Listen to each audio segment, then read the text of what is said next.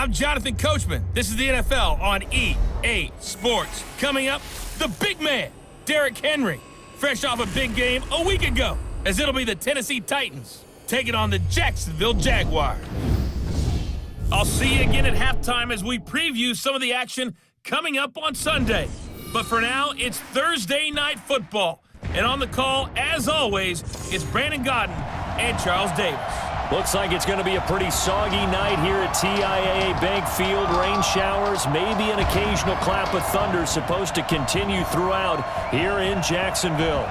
This crowd excited to see their Jaguars as both teams emerged from their tunnels a moment ago.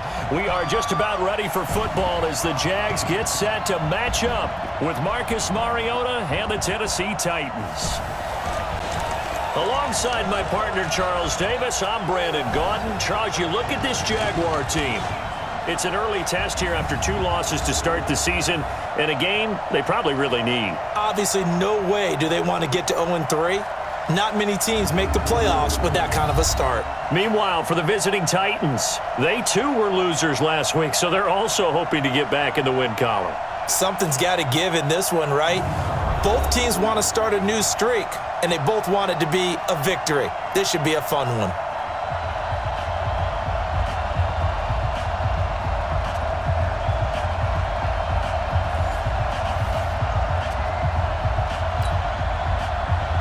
The children will groan. It's the final weekend of summer, but we've got the NFL, and we're underway on EA Sports. This is taken at his 4.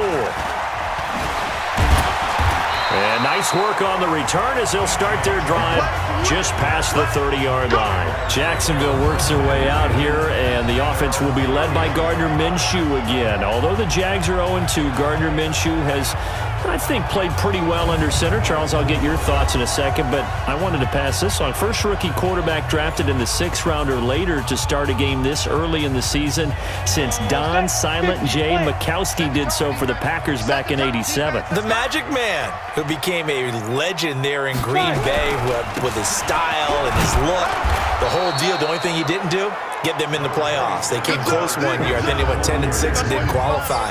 But Minshew, 22 of 25 in his opener.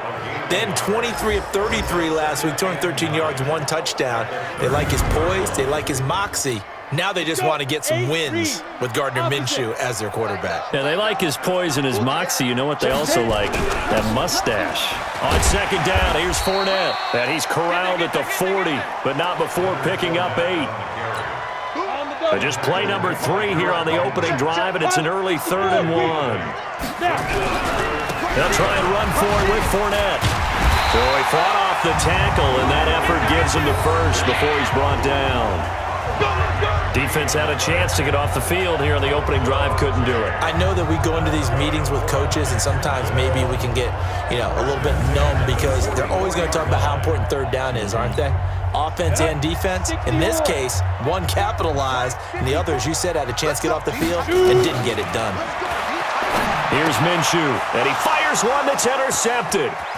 Picked off at the 49. And a great return as he gets this all the way down close to the 30-yard line.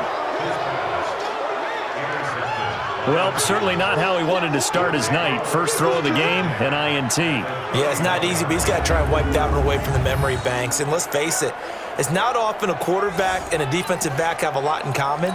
But one thing, because they have these individual-type plays, they've got to have short memories, don't they? DB gets beat, wipe it away, quarterback throws a pick, has to do the same thing. Mariota to throw it. Throwing middle, but it's incomplete. One of his main targets, Delaney Walker, the intended receiver. And that'll bring up 2nd down. So a look here at the key inactives, and we got this list before the game down on the field. They tell us the same thing every time, don't they? Next man up. No excuses. Be ready to play. That's the mantra of every organization. The key is having guys on the roster who are capable of filling in and playing at a high level. That's when you know you've drafted well, scouted free agents well, and stocked your team just the way you're supposed to. So they've been unable to capitalize on the great field position as of yet. Here's 3rd and 9. From the gun, Mariota. And he's got him in, Corey Davis. And he will reach the 5-yard line before going out of bounds. They're able to convert on third down, and that sets up a 1st and goal. After getting that turnover on the first drive of the game, you'd hate to just stall out the momentum, go 3 and out. They're able to avoid that there. Yeah, we talk about complementary football all the time, but I think it's a little bit deeper than that. Defense went out, forced a turnover, gave the ball to the offense. It's now the offense's responsibility to pay that off for them, to show respect to them. Hey, you guys got us a turnover? We appreciate it. They want to continue their drive. And it's caught in the end zone. Touchdown, Tennessee. Jonnu Smith, his first touchdown of the new season. And they are able to strike first here on their opening drive. There was no going through the progressions on that touchdown pass. Yeah, nor was it necessary. His receiver won that route early, presented himself. No reason to wait. Go ahead and put it on him and score a touchdown.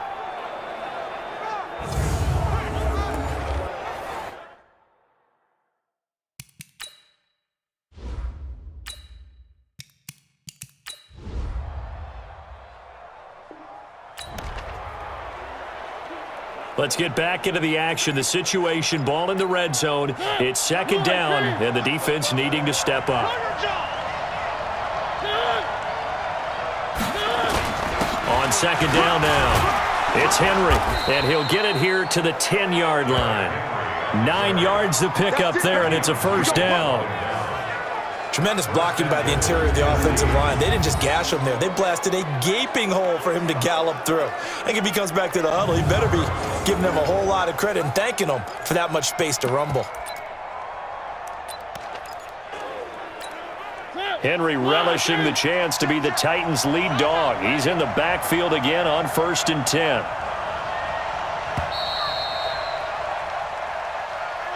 After 7-0 on EA Sports. 2nd quarter now, Titans in possession of the football as they go to work on a 1st and goal.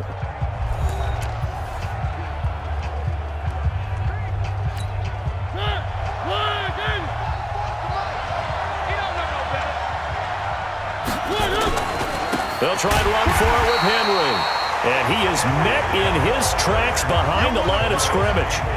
Yikes, a 4-yard loss really sets him back now for 2nd down. That's a really alert defense there because they saw the heavy look come in from the offense, countered it with extra linebackers who brought a little bit of speed and heft, and able to really make a big-time play for their defense.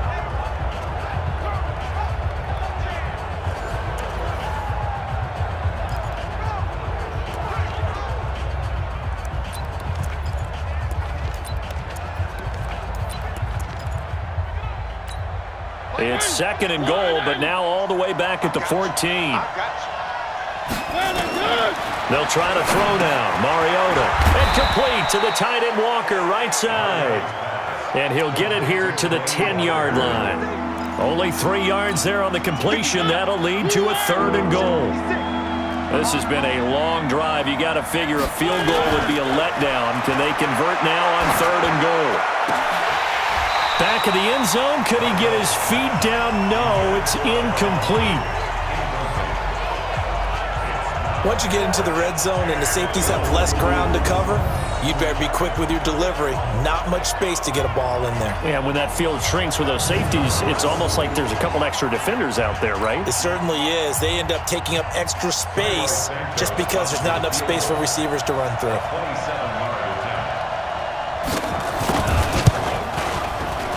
Santos' kick is up and through, and the lead moves to 10-zip. So the field goal there caps what winds up to be an 11-play drive. Well, partner, that's a lot of offense to run there to only get 3 points. So I just wonder, are they going to recycle those plays?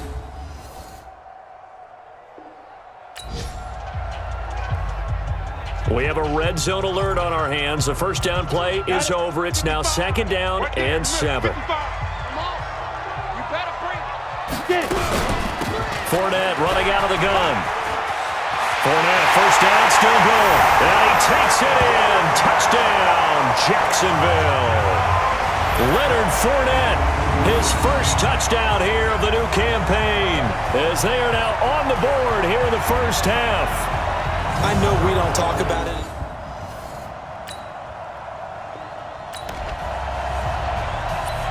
Second quarter, this defense looking for a big third down stop here. They're already down on the scoreboard, just trying to get the ball back to their offense. 2 minutes remaining in the first half. 10-7, our score. Second quarter, this defense looking for a big third down stop here. They're already down on the scoreboard, just trying to get the ball back to their offense. Mariota, wide open receiver, complete. And he's going to have another first down as the tackle's made at the Jaguars' 15-yard line. This drive, it's been a good mix. 3 passing plays, 3 runs, hitting on all 3 of those passes, and the last one putting him in the red zone. So wouldn't you think play action right here? Because you've got the ability and had the ability to shouldn't take your shot. 40.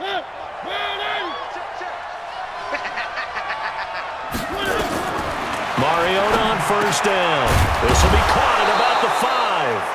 And stopped a few yards shy of the goal line at the 3. Another strong gain on the last 2 plays. They've moved it a combined 33 yards. I think a lot of people ask the same question all the time. Why do we see so many slants in the red zone? Well, the windows are tighter. Everything's more condensed. It has to be quicker, and you've got to deliver the ball on time. Your biggest worry? Ball gets tipped in the air. Because if that happens, then it's fair game for the defense. The Titans going to use the first of their timeouts as they'll stop it with just over a minute to go before halftime.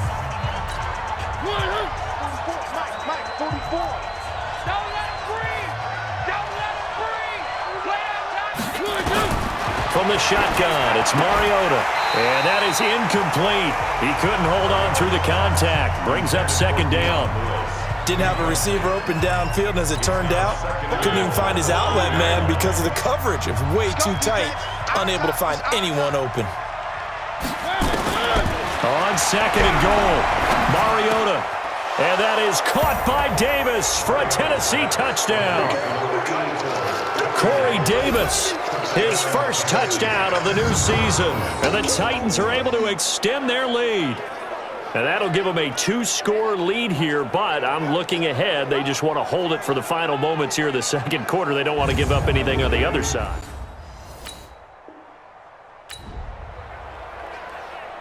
Just inside of a minute here remaining in the first half, so the clock is becoming a factor. The offense has the football on their own side of the field. Minshew sets to throw. That's to his running back, Leonard Fournette. 7 yards on the play, and it'll bring up a second down. Able to get 7 on that first down pass play. 2nd and 3. Looking to throw it. Minshew. Oh, he's able to outmuscle him here as he pulls it in.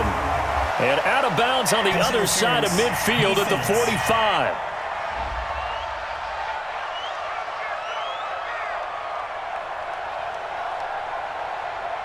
So even with the pass interference, it's a completed pass. They'll go ahead and just take the play instead. How about the effort? Making the catch despite the pass interference. Nothing else to be gained on the play. No need to... Under pressure here, and down he goes. Sacked back at about the 43-yard line.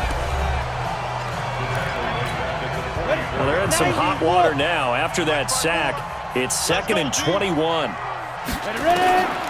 Now Minshew. That one complete to D.D. Westbrook. And the ball is knocked out, but this will get out of bounds, so possession will stay the same. The Jaguars on third down. Just 1 for 3 thus far. This is going to be 3rd and 13. So 3rd and long, here's Minshew. Into double coverage, and it's intercepted. Picked off by the safety, Kenny Vaccaro. Interception. Come on, guys. We got this.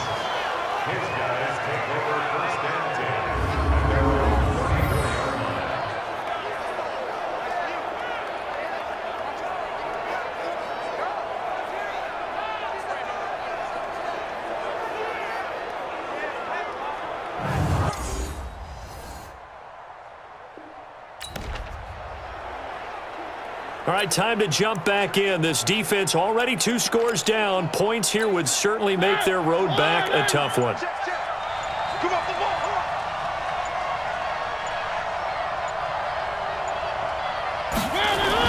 From the red zone now, Mariota.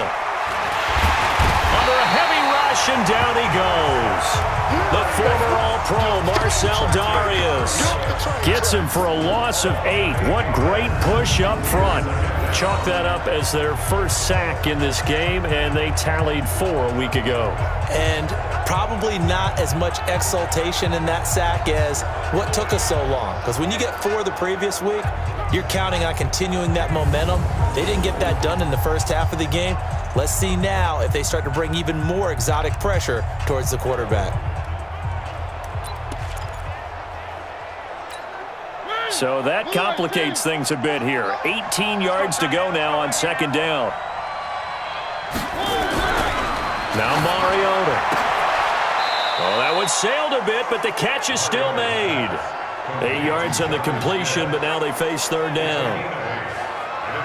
Let's not quibble about the gain there on second down. That was a positive play because that was a take-what-you-can-get situation. Got out to the tight end.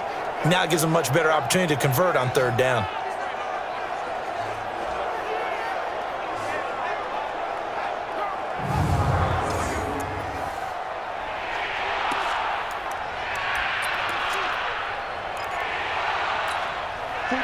So a 3rd and 9, and 6 defensive backs out there in the dime. Patrolling the passing lanes. To throw Mariota. To the goal line, but it's incomplete. They went with the dime look that time on defense, just flooded the field with defensive backs, blanketed everyone, took away all the passing angles, thus the incompletion. And Santos able to put this one up and through. It's good. And that will open the lead up now to 20-7.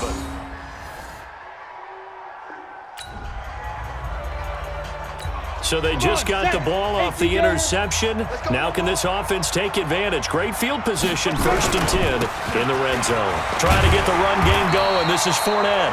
This will be a 5-yard pickup as they move it from the 20 to the 15. 5 yards on the carry. Good pickup on first down. 2nd and 5 now. Minshew. And this will be incomplete. Physical play on the football there, and it's 2nd down. Well, 6-round picks, they don't normally step in and start on day 1, that's for sure. But over the years, we've had some big names from that spot. And obviously, Tom Brady, the biggest name of all, is a 6th-rounder, but there have been others. Antonio Brown, who's played some of the best receiver in the game. Alfred Morris. And I can tell you a quick one on Alfred Morris. When he came out of college and had the big rookie year, I went back to a lot of my scouting buddies and took my book with me and said, okay, what did you guys have him listed coming out of school? I couldn't find anyone who had better than a 6th-round grade on him. Most had 7th round and a good number, undrafted free agent, so you never know what you're going to get. They added a lot of talent to a roster that really needed an infusion of youth. They got a very good infusion of youth. And they didn't really reach to get.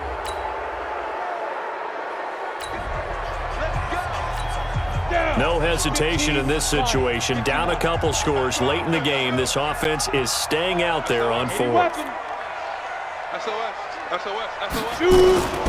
On 4th down, Minshew. He's got the hook up to Lane. And he's taken down, but not before he gets this across the 25-yard line. The time to pull out the stops is now, and they convert there on 4th down. But correct me if I'm wrong, you're down 2 scores. I don't think you need to rush just yet, but you can't take your time either. Yeah, even if you don't want to commit to full 2-minute offense, you have to up the tempo, up the urgency. Maybe you're starting to call 2 plays in a huddle each time you snap. No hesitation in this situation. Down a couple scores late in the game. This offense is staying out there on 4th.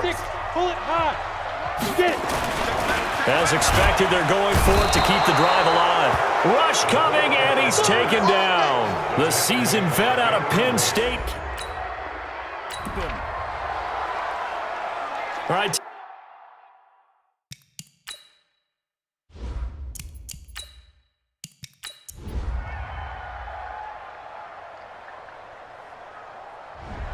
So this one, a Tennessee Titan victory. And it was their defense that really made the statement after the break. They pitched the second-half shutout. Yeah, think about the team that just got vanquished. They did score in the second quarter. Do you think they thought at all that that would be their last points of the game? No, but what a second half. The adjustment, whatever they did in the locker room, it certainly worked. It certainly did, and you're exactly right. Whether it was an adjustment, whether it was just more focus on what they planned to do going in, whether they just played better, whatever it was, it all came together in the second half, and no points were allowed. That's a great way to close them out. So for Tennessee, they get back in the win column as they move to 2-1 now on the year. And they'll get the weekend off now as they get a little extra time to prepare to face the Atlanta Falcons. Meanwhile, for Jacksonville, the early struggles continue as they'll sink to 0-3. And they'll look to get back on track next week as they travel to Denver to take on the Broncos. So for our entire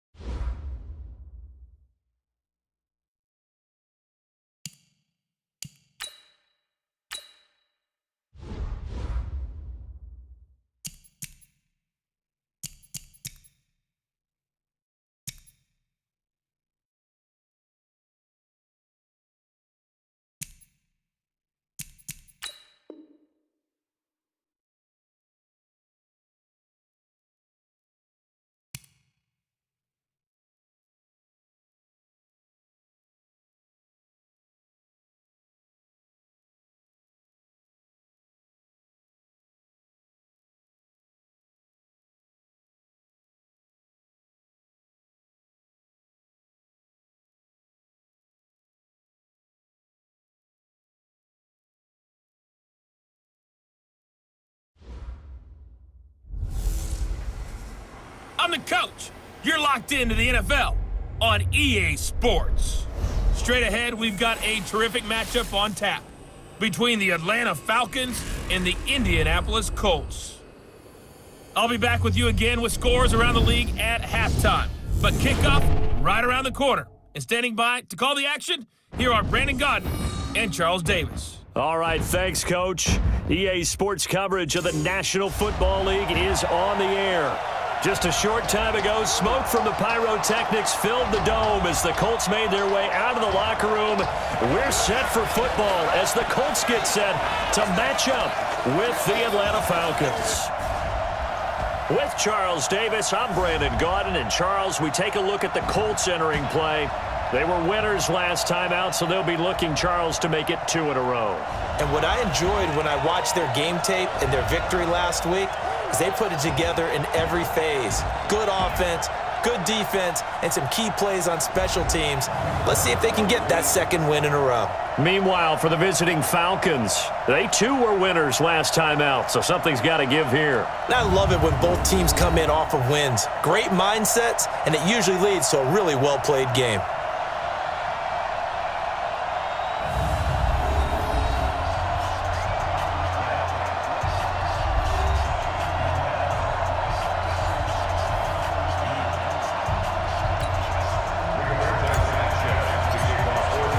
Two 1-1 teams here, each looking to move over 500, and we're underway here in Week 3.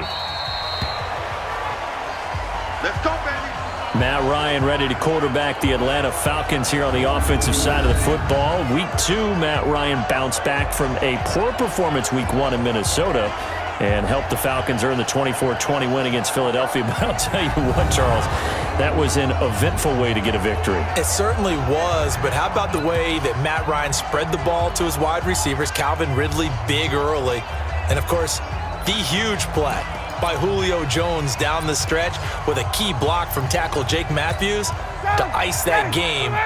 Matty Ice, did you see what I did there? I do, yeah. To ice that game for the Falcons, evening their record at 1-1. Matt Ryan all told 320 yards, 3 touchdown passes. Now here's a pass on first down that's knocked away and incomplete. Austin Hooper, the intended receiver, and that'll bring up second down.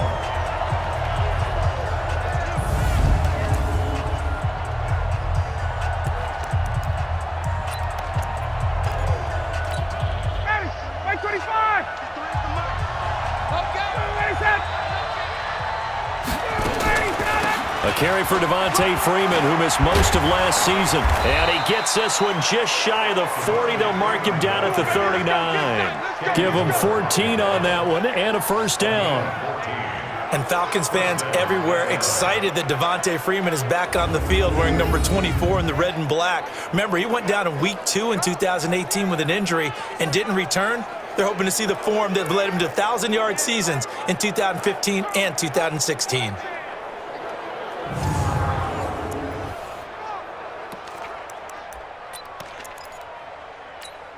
On the heels of that good carry by Devontae Freeman, here's 1st and 10. And they give this time to the tailback. And he is met quickly in the backfield. Down he goes, folded like a lawn chair. It'll be a loss of a yard, and that'll bring up a 2nd and 11. That's a tough one right there. He ran right into the teeth of the blitz as the linebacker was freed up in order to stuff that one for a loss. I think quarterbacks got to see that. Got to find a way to audible into something a little more advantageous. 59, ready. That's right, baby. On 2nd and 11 now. Ryan into heavy traffic, and it's intercepted. Picked off at the 49. And his guys are going to take over at their own 48-yard line.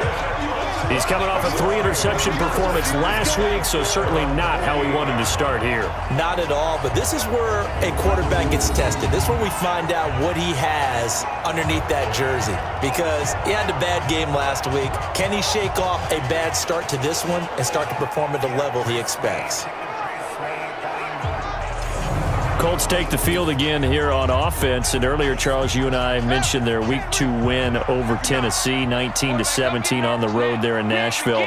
And you talked about Andrew Luck's success against Tennessee. The Colts collectively, though, 14-2 in their last 16 games against the Titans. They have just owned them. And going into the game, all the talk was about Jacoby Brissett. How would he play at quarterback for the Colts? But this game was won by the Colts defense. They had 4 sacks, held the Titans to 1 of 10 on 3rd downs, and came up with a huge 4th and 2 stand with 15 seconds on the clock. You talk about taking confidence forward as an entire football team. Indianapolis is able to do that. Remember, Adam Vinatieri struggled kicking the ball in that game, too. It sounds like he was unsure about continuing his NFL career, but he will stay, and Frank Reich says, we got full confidence in our kicker. On 3rd down, Brissett. That's complete to the running back, Nyheim Hines. A pickup of 27, and they pick up the first down in the process. Boy, the evolution of the game and how these guys on plays like that can get out of the pocket, keep plays alive, it just makes things so much harder for defenses. It really does, and we're talking about an era in the game where the quarterbacks are the most athletically gifted that we've seen in a bunch. I mean, when you talk about collectively, it's unbelievable. So their ability to move is practiced now. It's not necessarily, oh, he just took off and you guys figure it out. When he takes off, everyone knows where to go now. They know how to run routes, change things, make themselves presentable for the quarterback. It's a lot of time that they put in on it. It's not just your static 1, 2, 3. This is where the ball goes anymore. A solid run on 1st down, gain of 7, leaves him with a 2nd and 3. This is Marlon Mack, 3rd-year running back. And here he'll get it down to the 7. That one, a 1st down pickup of 8. And there we see an early burst that makes him one of the leading rushers in the league. Well, I want you to know, I listened to you yesterday when we were watching film. You said write down the word vision for him. It was on display there, wasn't it? It certainly was, because he allows the blocks to set up in front of him. And if that continues, it could be a long afternoon for those guys trying to play some defense. Hey, man, watch the boot, watch the boot. Shift, watch the shift. Out of the gun, Brissett. Flushed out right. And a big loss here as he's taken down. Tech McKinley made his way into the backfield. Well, there's still time to rectify this situation because the silver lining, they took a sack on 1st and goal. But that close to the goal line, it still definitely hurts. And they'll bring him down at the 18-yard line. They do get 6, but they've still got some work to do on 3rd and goal. An extra defensive back on the field here for 3rd and goal. from the shotgun. It's Brissett. Nowhere to go here. He lost the football. And the Falcons grab it. And he's able to bring it up 5 yards shy of midfield to the 45-yard line. Well, that's a down and distance coaches always talk about trying to avoid, isn't it? I mean, that's 3rd and long, and you just know they're pinning their ears back and coming after him, sometimes even with extra pressure. And he knew that. I mean, he knew.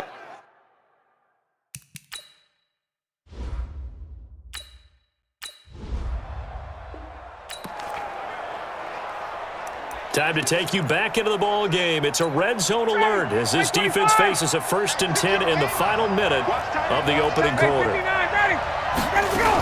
This is Freeman on 1st and 10. And he'll take this one down near the 15. Anthony Walker, the other Colts linebacker with over 100 tackles a year ago, making the play there. No score after 1 on EA Sports. Second quarter now, Falcon football, as they're looking at a 2nd down and 9 to go. On 2nd down, Freeman. And he'll take this one down near the 15. 2 runs in a row, but only 2 yards to show for it. I know the scouting report on him is that he doesn't possess the eye discipline to be an elite linebacker. And what that means is his ability to read, react, and make a play. But on that one, he looked like one of those guys.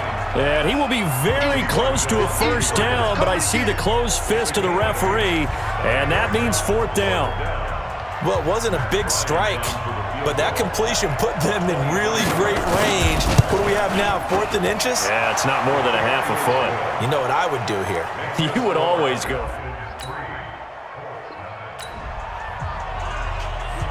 So this offense now on the edge of the red zone at the 20. 1st and 10. They'll run on 1st down. It's Hines. And just a couple yards there down to the 17. That's a good play by the guys on the defensive side of the ball. Held them to a gain of 2. And that changes the playbook a little bit now for the guy calling plays. 2nd and 8. Now he's got to probably think about going to the air instead of maybe staying with the ground game. And he'll be taken down at the 2-yard line. 15 yards on the play, 1st down. The goal for any offense versus his own defense, find the holes where guys are available and put the ball on the receiver before any defender can step up and fill it. They did it well there. Perfectly executed crossing route.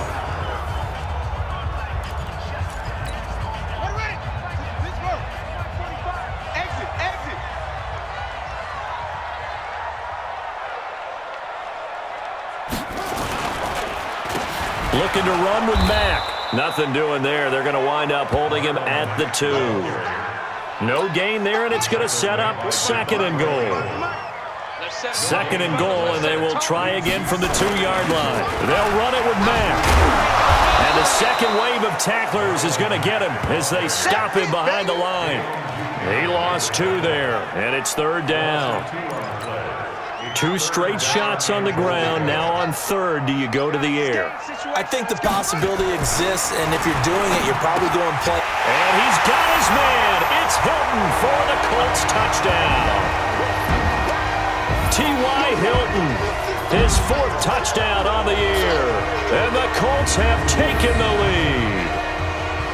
And all about timing there on that short slant, Charles. Exactly right. That was timed up so well. The route, the throw, touchdown. So time becoming an issue here late in this first half of action as we get back down to the field. Brissett to throw on 1st. That's complete to Jack Doyle, the tight end. And he'll be tackled right on the chalk of the 45. The drive starting play, a good one. Give him 19. And that's going to be incomplete. Too tough to hold on to that one. It's 2nd down. Charles, a little league-wide news as the Browns were taking care of the Jets on Monday Night Football Week 2.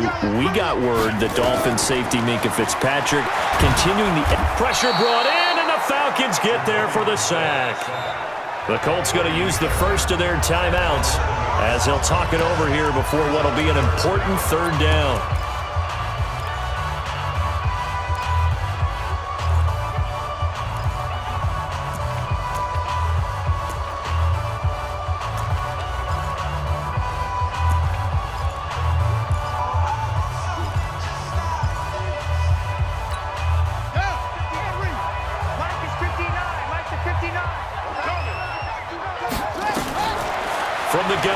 Brissett.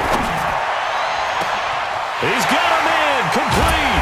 And he finally goes down at the 23-yard line. Now the Colts going to burn the second of their timeouts as they'll stop it with just over a minute to go before halftime. So the big play gets them all the way down to the outskirts of the red zone here for 1st and 10. Now Brissett.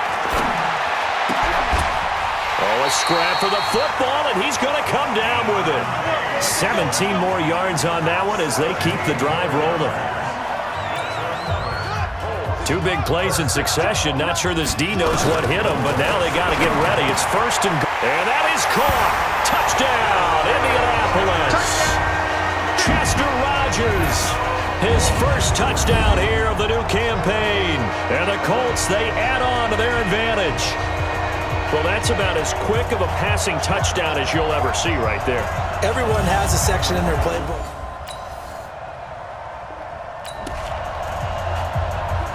Second quarter, this defense looking for a big 3rd down stop here. They're already down on the scoreboard, just trying to get the ball back to their offense. So we have, and we will skip.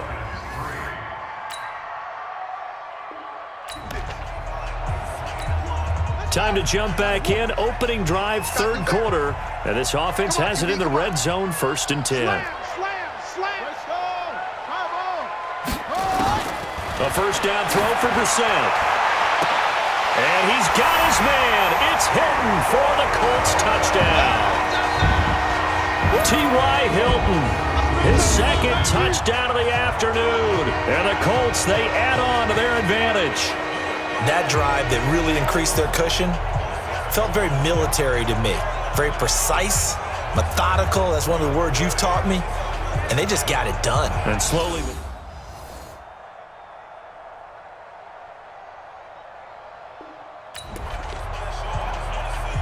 A field goal does them no good here as we drop you into this situation. Offense staying out there, and they are going on 4th down.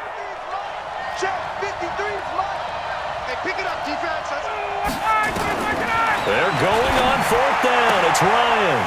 And oh, it'll be intercepted. Able to get there and pick it. Past the 10 to the 11-yard line, and that's where the return stops.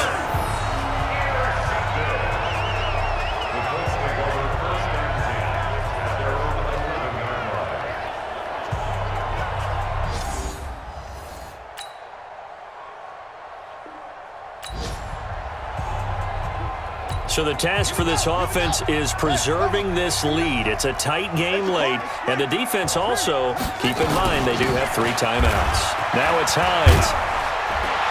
And he's upended at the 33 following a good pickup of 8. I have to chuckle to myself a little bit, Brandon, because right now I could be in that huddle with that offensive line. I know exactly what they're saying. If you call a pass play here, we're going to call timeout. Run the football. We've got control of this thing. Get in behind us and let's go. Their time to shine. 4th quarter, down to the final 2 minutes, and we've got a 1-score game. So the Colts in possession of the football as we get you reset. And let's see what they've come up with offensively after having time to talk it over. Got an open man. That's Campbell. So fresh out of the 2-minute warning, and here's another timeout taken with 1:55 remaining. Not totally home free yet, but it's looking good as they come up 1st and 10. They'll run on 1st down with Marlon Mack. And now with 1:52 to go, we get another pause in the action. A timeout here defensively. Have to imagine this will be on the ground as well as they come up 2nd and 7. They'll go again here with Mack. Looking for a seam, but finding none. He'll get back to the line of scrimmage, and that's it. Falcons going to use their 3rd and final timeout as they'll head to the sideline and talk over what to do next. The Colts on 3rd down. They've had good success, 5 for 8 to this point. This is 3rd and 7. They'll try and set up the screen to Hines. And a pretty nice tackle there, ranging up from his free safety spot as he'll stop him about a yard short. The screen good for 6, but it's not enough as it leads to a 4th down. I hate to surrender the football when you're nursing a slim lead, but they're going to have to punt it away. Trust that defense. It's the right play at this stage of the game as well. You don't need to press it here because you do have that little bit of a cushion, and you count on your D to make it stand up.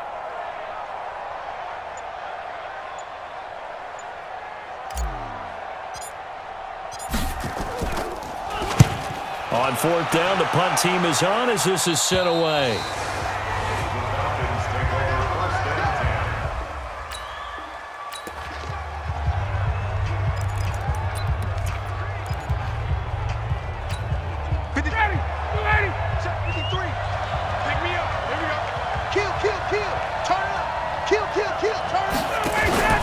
A fake to Freeman. Now it's Ryan.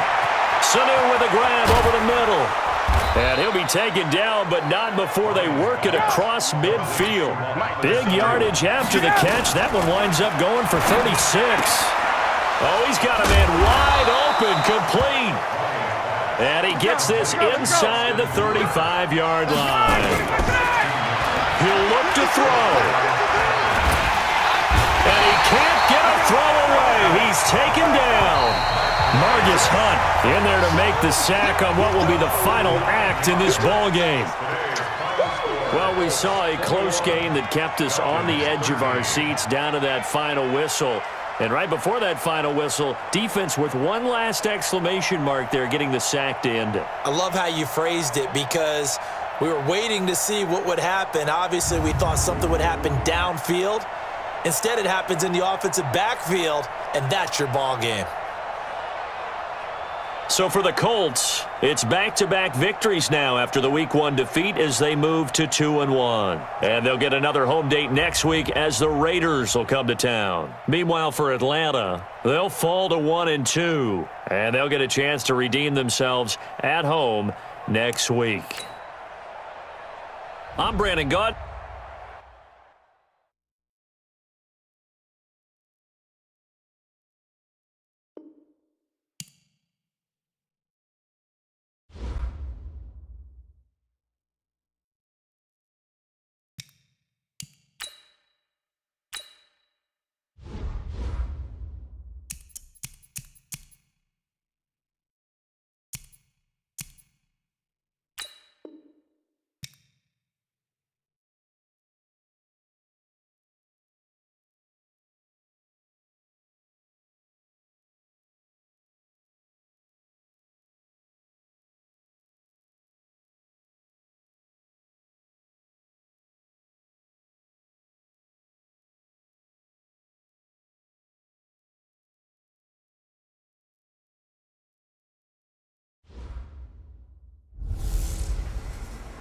Welcome in, everybody. It's the coach. This is Madden 20 on EA Sports. Coming up, we'll see the exciting second-year quarterback, Lamar Jackson of the Baltimore Ravens, as they do battle with the reigning MVP of the National Football League, Patrick Mahomes, and the Kansas City Chiefs. After 2 weeks on the road, they're finally ready for the home opener at Arrowhead Stadium. Standing by on the call, Brandon Godden and Charles Davis. Coach, the baseball regular season is wrapping up across the parking lot, but football season in full swing now at Arrowhead Stadium in Kansas City. The scene just a few moments ago, predictably loud and raucous here at Arrowhead as their beloved Chiefs took field, and they are set to match up with the Baltimore Ravens. Hello again, everybody. Alongside Charles Davis, I'm Brandon Godden. And Charles, we look at this Chiefs ball club. They come in feeling good after back-to-back victories. And last week's win was indicative of how good this team can be. It was a complete performance. Meanwhile, for the visiting Ravens, an early season tilt. And when it's an early season tilt, should be ready to roll. Well, let's face it, the aches and pains haven't really set in yet. And both teams eyeing a really good start to get things going.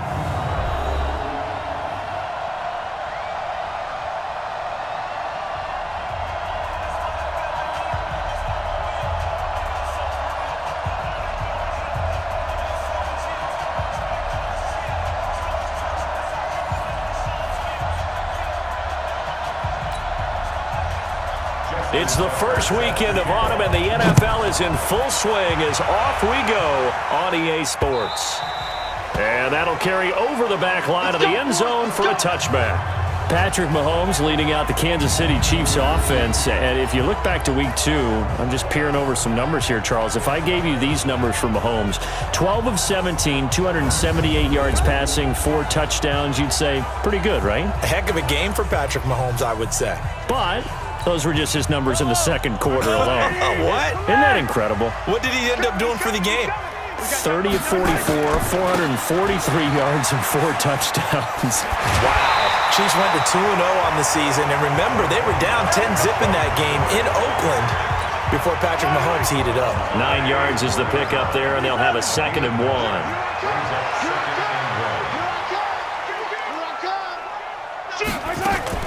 On 2nd down, it's McCoy, and he'll be brought down right around the 37. They'll get 3 as the drive continues. It's a 1st down. Line of scrimmage, the 37 on 1st and 10. Out of the shotgun, it's McCoy. And a 6-yard gain gets him right around the 43. Charles, they won last week despite him not running the ball well. They told us need to get him going. Runs like that help. And they talked to us about leaning on him because, as you noted, last week they didn't have to. Still won the ball game. They leaned on other people to give them the yardage that they needed, but they really want him to be that guy, and that's what they're doing early in this game. Now a deep ball there on 2nd down, but it'll wind up incomplete.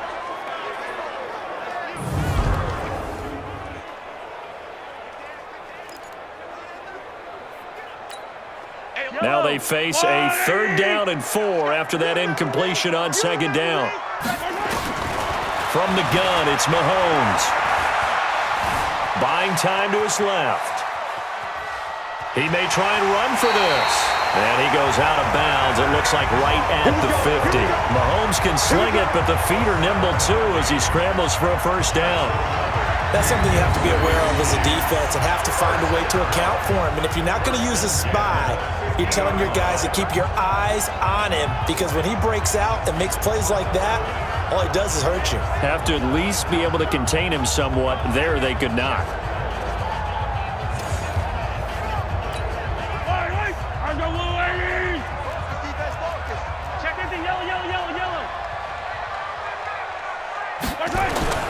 From midfield, here's Mahomes.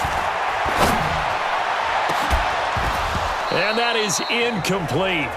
Took a shot there on 1st down, but he couldn't reel it in. Defensively, here are the starters for Baltimore. And right now in the National Football League, they're ranked number 18 against the pass. And the easy thought process is that stopping the run is the least of their problems because they're facing the number 1 passing team in the NFL. But if they don't stop the run as well, then that just opens up the passing game even more. They've got to do both. So now 2nd and 10 after the incompletion on 1st down. To throw, it's Mahomes. And his throw's going to be incomplete.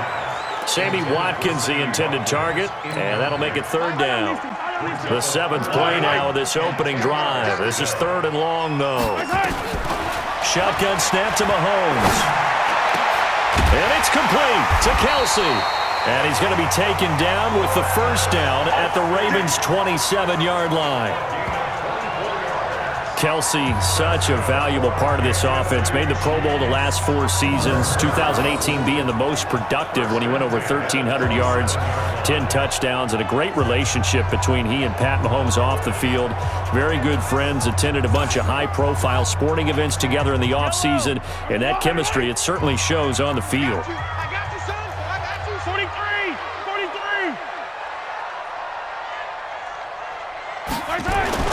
On 1st and 10, here's Mahomes. Looking left side, and he's got a man. That's Bell. And he'll be brought down inside the 20 at the 19. 7 yards, the pickup on the pitch and catch. Able to get 7 on that 1st down pass play. 2nd and 3. Again, they'll throw with Mahomes. On target over the middle to Hill. And he will take it on in for a Chiefs touchdown. Tyreek Hill, his 1st touchdown of the new season. And they are able to strike first here on their opening drive. A long opening drive, but a very successful opening drive. We call that methodical, I guess, when it takes that many plays. Methodical and almost like a boxing match where you're hitting them with body blows. they can withstand them here. Look, they gave up the touchdown, but you don't feel like a knockout is there. But they keep doing that in the fourth quarter, that's when the knockout occurs. And it becomes tough for that defense if they're on the field that long. We'll see if they can continue that in future drives. Extra point safely through, and that makes the score 7-0.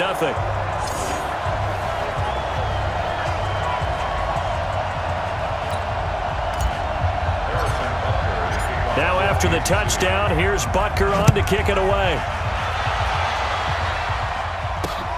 This fielded at the 2. And he'll get it up just past the 20, and his guys will go to work at the 21-yard line. Lamar Jackson heading onto the field and ready to lead this Baltimore Ravens offense. In week 2, boy, did he lead him again. Speaking of leading, 272 yards through the air, 2 touchdown passes. Also ran for 120, Charles. So now through 2 games, 7 touchdown passes for him compared to 6 his entire rookie year. And he's improved to 8-1 as a starter. And you remember week 1, didn't run the ball very much. What do you have, 3 carries? He jumped that up in a big way. 16 for 120 on the ground. So we got the full Lamar Jackson experience. But the best part to me is 8-1 as a starter. Only 12 guys in league history have started 8-1 or better. That team really believes in their leader. The drive starting with a first down, 11 yards on that pickup. From the 32 now, here's 1st and 10. Jackson. And incomplete, a drop there in the middle third of the field. That'll bring up 2nd down. And we get a quick peek at the Ravens starting offense. And the Baltimore Ravens pride themselves on being physical on offense. One reason why? Perennial Pro Bowl guard Marshall Yanda, who played his first 16-game season since 2015 and 2018. And when he's right, the Baltimore offense rolls. And he went nowhere. He'll lose yardage back to the 29. That's a big loss of 3, and it brings up 3rd down.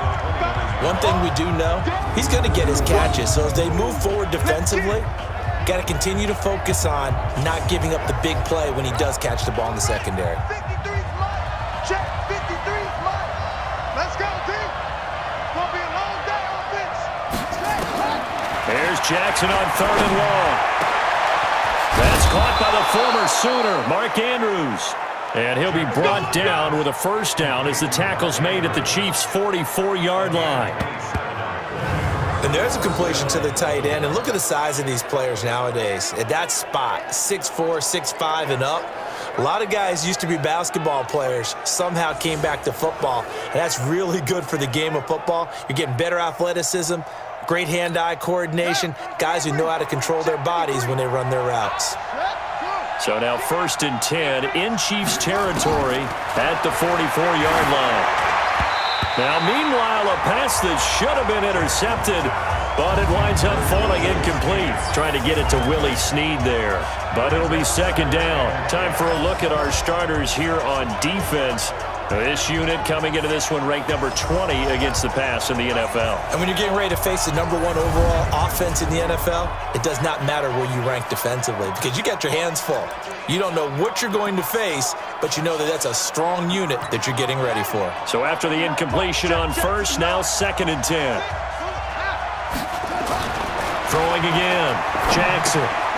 And he comes back with 1 complete. Only 3 yards on the catch. It's 3rd down.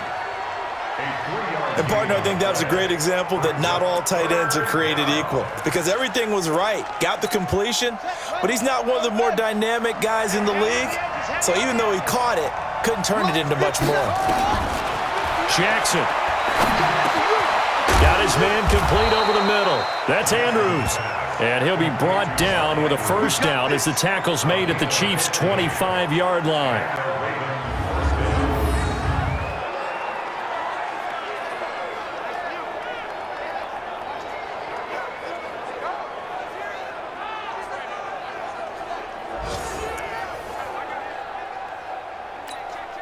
Now this will probably be the last play of the quarter. Let's get off the field, D. Let's get off the field, D. That's it, baby. After one, 7-0 on EA Sports. Raven football here as we begin quarter number 2, as they've got it with a 1st and 10.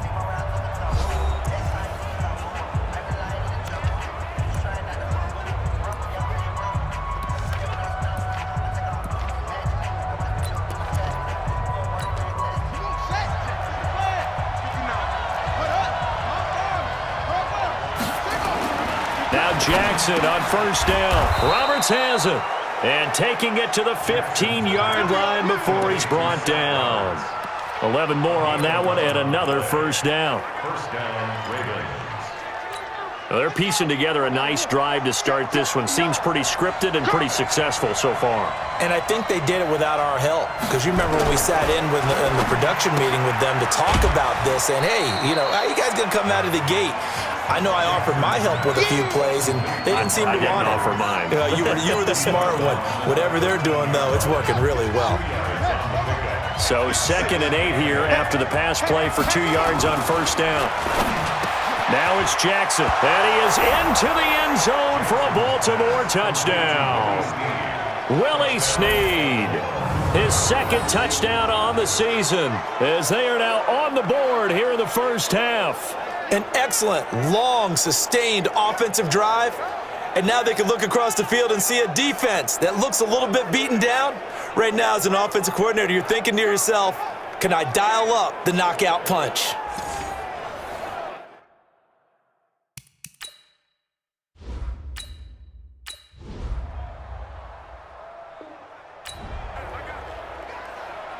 A red zone alert. Let's jump back in here. 1st and 10 at the 16. Mahomes now on 1st down. Looking end zone, but it's incomplete. Not that time for Watkins. That'll bring up 2nd down. Those passes out that far wide always make you hold your breath a little bit. Felt like it was in the air for a while. What it does is allows a defender to gain some ground, come from a long distance, and have a chance to affect the pass. And they get to him quickly here as he stopped right around the 13. It's a gain of about 3, but it's going to leave him with 3rd and still 7 yards to go. We've hit the 2-minute mark of the 1st half. All knotted up at 7. And we'll remind you that coming up at halftime, we'll join Jonathan Coachman and the gang in Orlando. Coach will have stats and scores from the early games going on here around the NFL. Mahomes now to throw. That's going to be caught at the 10-yard line. Now the Ravens going to use one of their timeouts. It's just their first, so they'll have 2 remaining here before we get to halftime.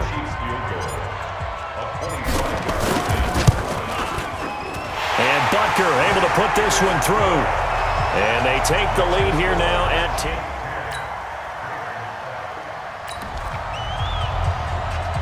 So it's 3rd down, ball inside the red zone, and this defense looking to get the stop they need.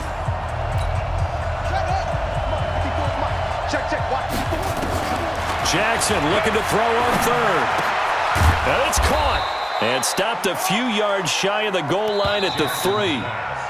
Ravens going to use their 3rd and final timeout, as it'll come with 15 seconds to play in the 1st half. So it's 1st and goal, and a great opportunity to get that lead back before the break. From the gun, it's Jackson, and he'll take it into the end zone for a Ravens touchdown. Mark Andrews, as the 1st half is winding down, and the Ravens have retaken the lead. And while that touchdown does not give them an insurmountable lead, it's still a lead, and that always feels good to a team. They'd love to take that.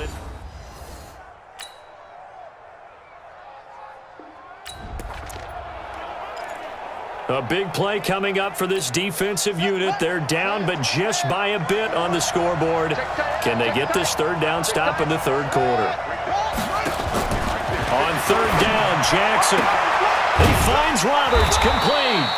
And he's brought down, but not before he reaches the 8-yard line. They're able to convert on 3rd down, and that sets up a 1st and goal.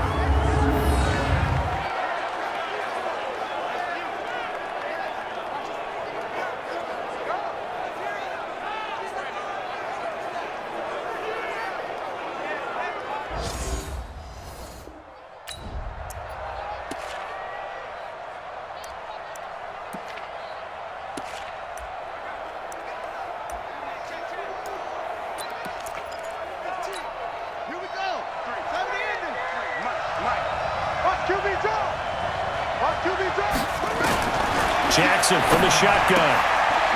That is caught at the 7-yard line. He'll get only 2 there, and it's 2nd and goal. The 6-yard line, the line of scrimmage on 2nd and goal. Again, Jackson. This will be caught at about the 5. And he's able to get it down to the 2-yard line. That time the completion goes for 4 yards, and we're set up with a 3rd and goal. Well, they were unable to make anything really big out of that, but it's not a bad idea to find your tight end and give him an easy completion and keep moving things forward. Almost his bread and butter. It's a good running back dive play. So it's 3rd and goal now, and this is where the Arrowhead crowd can make it very tough. And he will take it in for a Ravens touchdown. Mark Ingram, his 3rd touchdown now on the year as the Ravens push further out in front. A good, sustained drive there in this 3rd quarter, capping it off with a touchdown to give them a nice 2-score advantage. It was actually a fun one to watch, wasn't it? I mean,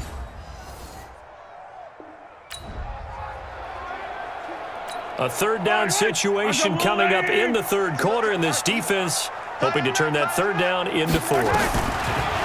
Looking to throw is Mahomes, and he can't quite pick it. No interception so far. But at least. So out comes a field goal team now for the 2nd time here today. It'll be spotted on the right hash, a 52-yard attempt. And his kick is absolutely perfect. And that'll make this an 8-point game.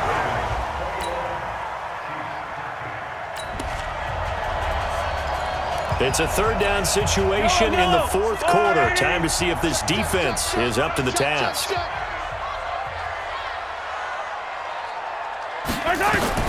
Throwing is Mahomes on 3rd. He is going to find Hill here.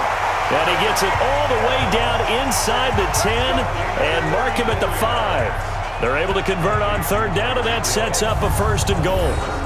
He had 1 touchdown earlier, nearly a 2nd one there. Yeah, it took a touchdown-saving tackle to keep him out of the end zone after a big play. Perhaps you go right back to him. Don't need the distance. Big effort. I don't need to. You got nothing. Now McCoy. And he's going to take it into the end zone for a Chiefs touchdown. LaShawn McCoy, his 1st touchdown here of the new campaign, as they now sit just a 2-point conversion away from tying this game up in the 4th quarter. And there you go, nothing.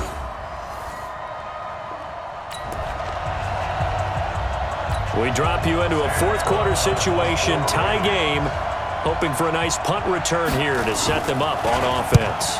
On is the punter, Cook, who sends it away.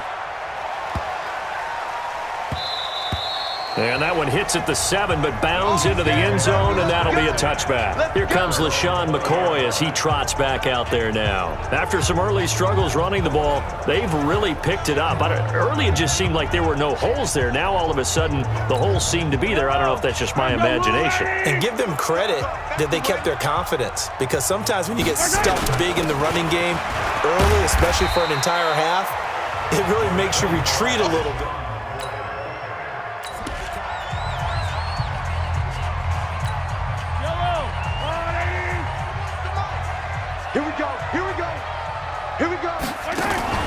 Play action. Now it's Mahomes.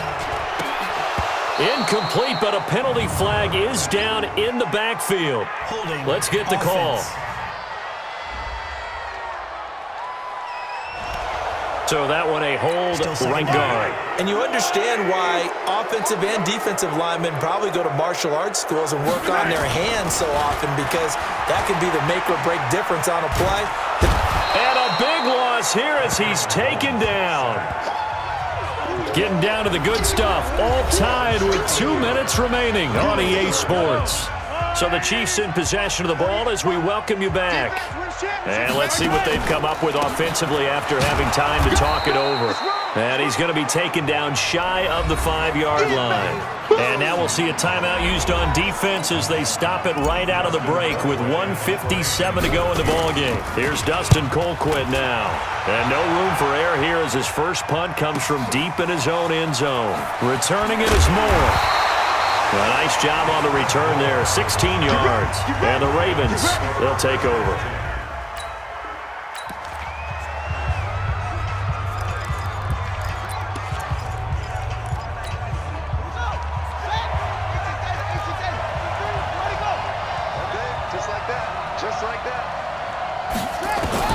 Throwing now is Jackson. Out to his left. He'll get 3 yards on the scramble there at second down. Jackson trying to hustle his unit up quickly to the line of scrimmage. Over the middle, complete. It's Andrews. And he's corralled, but not before getting it inside the 35. Give him 14 on that one and a first down. Some good gains going on in the early window. This might be the best of the bunch. Looks like he's going to get a couple here on this first down carry, and that'll make it 2nd and 8. Give him a couple on the carry there, 2nd and 8.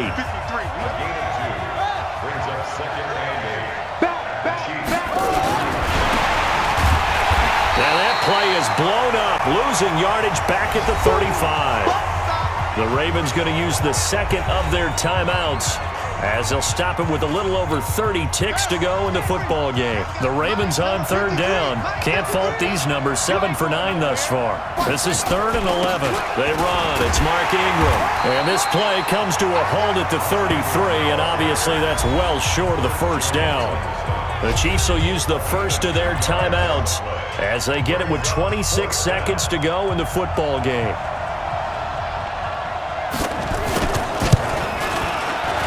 And Tucker's kick right there. It's good. And the sideline celebrates as they have in the final minute.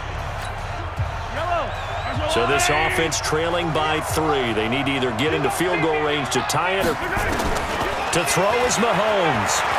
Now a desperation throw deep downfield. That's caught inside the 20.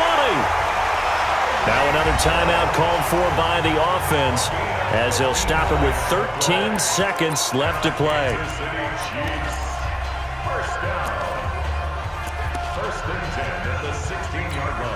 Line of scrimmage moves from their own 25 all the way to the red zone now for 1st and 10. Now Mahomes.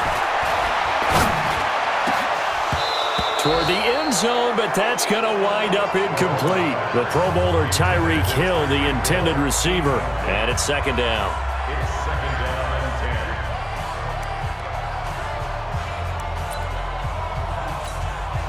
So now one of the biggest kicks of the night is forthcoming. And whistles, and they take their final timeout with 7 seconds left. So here we go. Maybe the biggest kick of the game forthcoming. This to potentially send us to overtime. And his kick here is good. And they will tie this game here in the final seconds. So a money kick there in the final seconds. And now, barring any hijinks on the kickoff here, partner, I think you and I, we're going to settle in for a little overtime. And I wouldn't have it any other way. This has been a dogfight all through.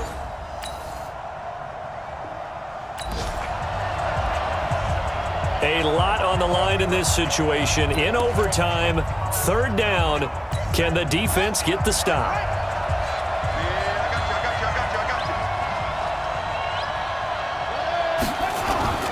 Jackson to throw on 3rd down. And he's got his favorite target yet again. It's complete.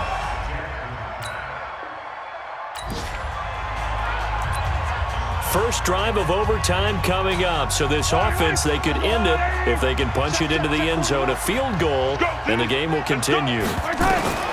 First throw of overtime for Mahomes. And a big loss here as he's taken down. Muhammad Wilkerson sacks him that time, coming in off the edge. Well, so much for setting the tone of the drive offensively. Giving up a big sack that loses that kind of yardage, not a great start. What can Mahomes do now with his overtime drive? And he slings one that's incomplete. Travis Kelce, the all-pro tight end, the intended receiver. And now it's third down. An incomplete pass on that last play, and that means they'll need to come up with something here on third down. To the right side, it's Kelce. Despite a pickup of 16, they're still well short of the sticks on fourth. One of the advantages of zone defense, as I remember it, is being able to see the play develop in front of you. One of the disadvantages, when they find those levels where they can hit you with it, sometimes behind the corner and in front of the safety, it makes it tough to defend. Now they go for it on fourth, but this one is going to wind up incomplete. Andy Reid went for it, but it won't pan out. And the Ravens get the football back and in great shape. Partner, a great game that we got to see and making it extra special. Not only did I get 4 quarters with you in this one, I got some overtime, a little whipped cream on top. Look at you, trying to make this whole thing palatable. I just want you to pay for my meal later. You really just wanted 4 quarters what you wanted. But how much fun was that? We had that type of a game where we got us to overtime, and then we get the dramatic ending to finish things off as well. What a game. So for Baltimore, it's an ideal start as they move to 3-0 now on the young season. And they will head back home next week. Meanwhile, for the Chiefs, they suffered defeat for the first time as they dropped to 2-1. And they'll look to get back on track next week as they travel up to Detroit to take on the Lions. That'll do it for us.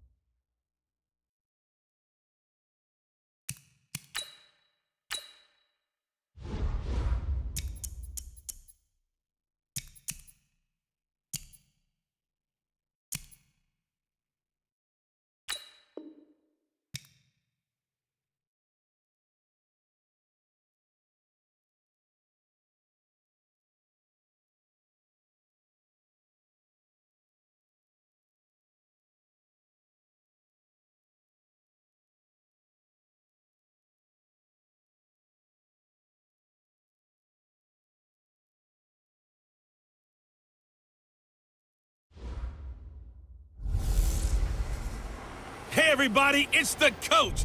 This is Madden 20 on EA Sports. Coming up, we'll see third-year quarterback Deshaun Watson and the Houston Texans as they take on Phillip Rivers and the LA Chargers. I'll have scores around the league for you at the half, but it's time for a little football. So we'll hand it over to our broadcast team, Brandon Godden and Charles Davis. Okay, Coach. Well, after the season ends, the Chargers most likely moving about 12 miles north of here. But for now, we've got football at Dignity Health Sports Park in Carson. Today, we're set for a good AFC matchup between the Houston Texans and the Los Angeles Chargers. From up top, I'm Brandon Godden. Charles Davis, as always, with me as well. And CD, defenses better be on their toes in this one because we got 2 quarterbacks who love to throw the football, and they throw it very well. Over 4,000 yards each in the previous season. So what you're saying is, if you're a defender, hope you're prepared properly. Hydrated, stretched, be on your toes, as you said, because the ball's coming your way.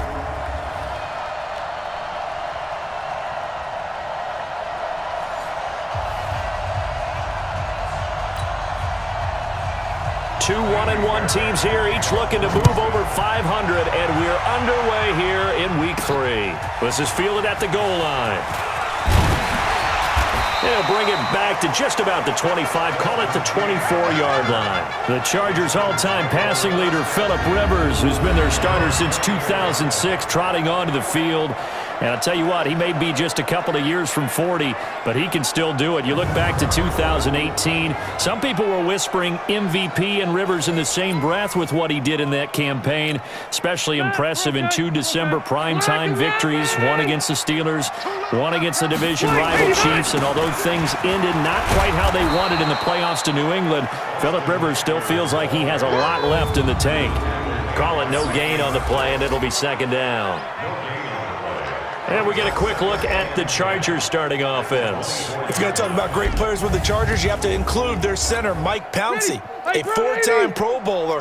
He and his brother Marquise with the Pittsburgh Steelers, they were the Pro Bowl centers for the AFC in 2018. This pass finds its way to Williams, and they work this well upfield across the 45. Good work after the catch, going to net him 23 and a first.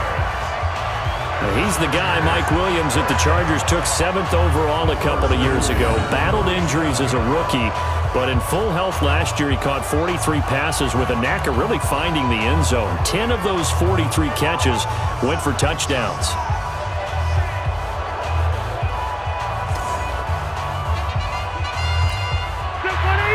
Black 15!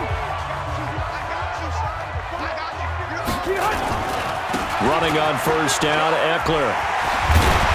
And taking it across midfield and inside the 45. Another strong gain on the last 2 plays. They've moved it a combined 33 yards. So back-to-back big runs, picking apart this defense on the opening drive. I thought this was a passing league. I thought this was the era we were in where the ball was always in the air, right? They didn't get the memo. They didn't get the memo, and I know this to be true. Offensive linemen still, to this day, they want to run the football. They want to fire out and hit people across the line of scrimmage, and they're clearing space. Rivers on first down. And that will be incomplete. Would have been a big hitter if they had connected. Instead, it's second down. A run through the starters defensively for the Texans. They were very good in the win last week against Jacksonville. Have to admit, I was extremely impressed by what I saw. They ended up getting 4 sacks in the game, stayed in the face of the quarterback the entire time, made it difficult for him to step up and find receivers downfield. And that's what they told us this week, that pressure on the QB is key. Rivers incomplete on first down. Here's 2nd and 10. To throw again. Rivers. And he's going to be sacked. They sack him back right at the midfield stripe. Whitney Merciless, showing no mercy, flies in for the sack. 2 sacks last week, another one right here. He's been unblockable lately, and I think that goes all the way back to not just his offseason, but the film study he's been doing during the week, because I think he's found matchups that he likes, and he's capitalizing. A few times he's even defeated double teams. He doesn't care at this point. So it's 3rd and long for the Chargers, and Rivers after the sack. Rivers now from the 50. Open man, it's Allen. And he's going to be taken down with another first down as the stop's made at the Texans' 32-yard line. They've got good playmakers on the offensive side of the ball. I don't know what happened last week to really hurt their performance and hold down their production, but I would dare say that this week in practice, there's a lot of talk about how they're going to increase their proficiency. Yeah, that was a good start, getting the playmakers involved. You mentioned that to me pregame. That's what they did there. Yeah, I think a lot of people think the coaching staff really gets on them, and that's how they motivate them. Most of these guys are self-motivated. They have a lot of pride in their performance. What you got, Heavy? Give me some. Give me some. Here we go. Rivers hands off to Eckler. And forget about finding a lane. He barely had time to look up before he was planted in the backfield. They'll wind up losing 3 yards here. And that'll make this a 2nd and 13. That didn't appear to be a run blitz. He just darted in once he saw the run develop. That appeared to be a case of see ball, get ball. DJ Reader there on the tackle. So a look here at the key inactives, and we got this list before the game down on the field. And they tell us the same thing every time, don't they? Next man up. No excuses. Be ready to play. That's the mantra of every organization. The key is having guys on the roster who are capable of filling in and playing at a high level. That's when you know you've drafted well, scouted free agents well, and stocked your team just the way you're supposed to.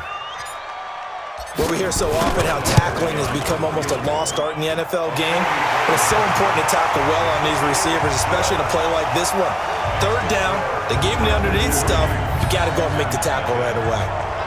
The Chargers, a team that's really been plagued by poor field goal kicking the last decade or so, but I think they feel they've solved their problems with Badgley. I would say so. He went 15 for 16 in 10 games last season, undrafted out of Miami. And remember, he had 5 field goals in the playoffs against the Baltimore Ravens. That's fielded in the end zone. And no run back here. This will be a touchback, and it comes out to the 25-yard line. Deshaun Watson takes the field. The rest of the Houston Texans offense along with him.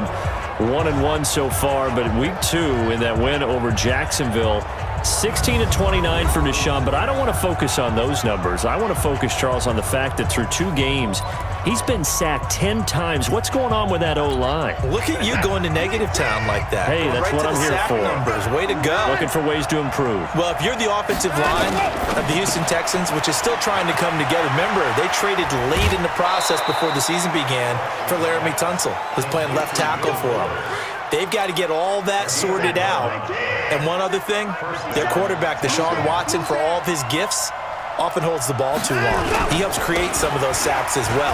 He can take some of those hits off of himself by getting rid of the football. And the reinforcements come in as they're going to stop him behind the line. I like the strategy. Extra tight ends, extra beef. They want to run the football, but that means they probably want to run it inside. If you get strung out on the perimeter, you're in peril. Yeah, we saw the result, negative yardage.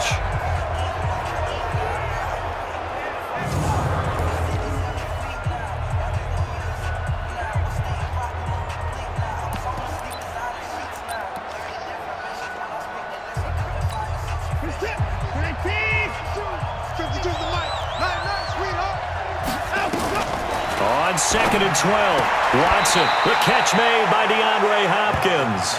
That catch good for 5. It's 3rd down. And let's take a look at the Texans offense. Have no idea what they're putting in the food in the Martin household, but they've developed 2 terrific offensive linemen. Brother Zach, a perennial all-pro at guard with the Dallas Cowboys, but Nick, no slouch at center for the Houston Texans. He sets the tone for their offensive line. He's the pivot up front. I got you. I got you. Throwing on 3rd down, Watson. Finding fouls complete. And he's brought to the ground with another 1st down at the Chargers' 37. You know I'm going to lean towards the defender, right? You know I'm going to do that. I know. That's a tough situation for him as I see it. But the truth of the matter is, that ball was not streaking towards him. Had a little arc on it. He's got to find a way to get his head around and make a play on the football.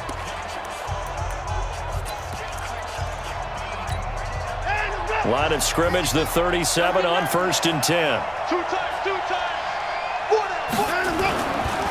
The 1st down carry here for Johnson. Nothing doing. Barely able to muster a yard to hit the 35. Well, we saw him there trying to get it to the outside, trying to get to the perimeter, but not a whole lot of room there. But there's got to be one positive to that. If you keep moving laterally, creases tend to develop as the game moves on, and they can run it back inside later. On 2nd down, Johnson. And he's got this down almost to the 20 before he's dropped. Give him 14 on that one and a 1st down. But they're getting ready to go to work now in prime real estate after that last run. Found his spot and picked up nice yardage, didn't he? And now he's got him knocking on the door of the red zone.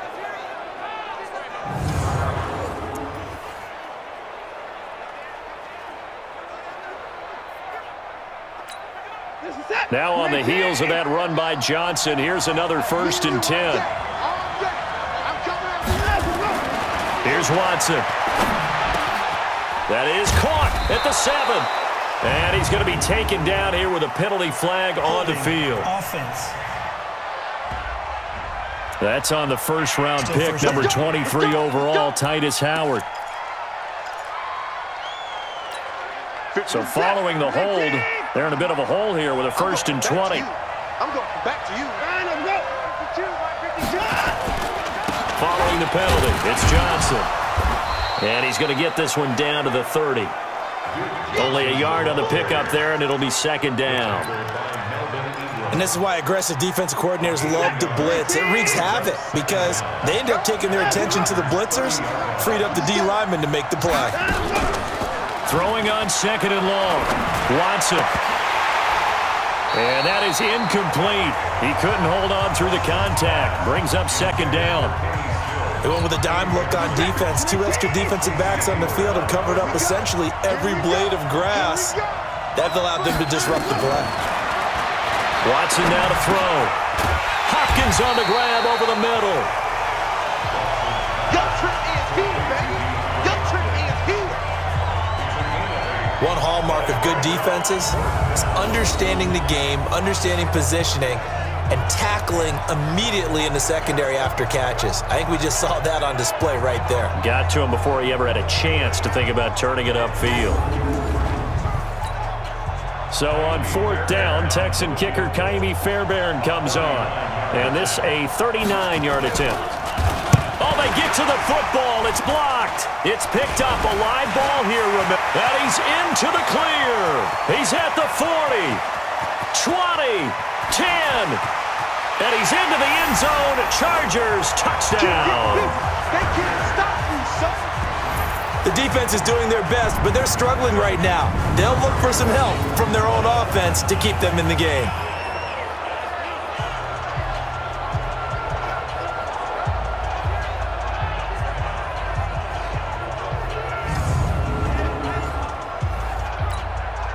Michael Badgley on for the extra point.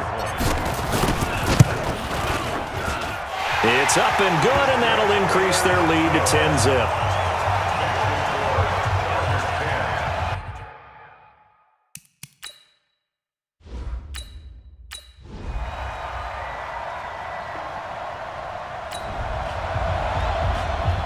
Just inside of 2 minutes for this offense. Second quarter. They've got the football, but on their own side of the field. Hey, Rocket! We won! A first down throw here for Rivers. Steps away to his left.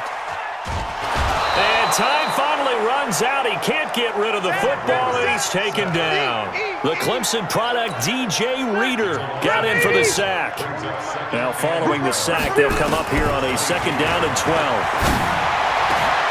Now a man open down the middle of the field. And they work this well upfield across the 45. That one covers 24 yards. It's a first down. Rivers to throw it. A nice little completion there by Phillip Rivers. And you and I were reading the article yesterday, 5th grade. Rivers had to do a project where he had to make a poster about his dreams and aspirations. So he clipped out a football player from a magazine article and pasted his face on the helmet.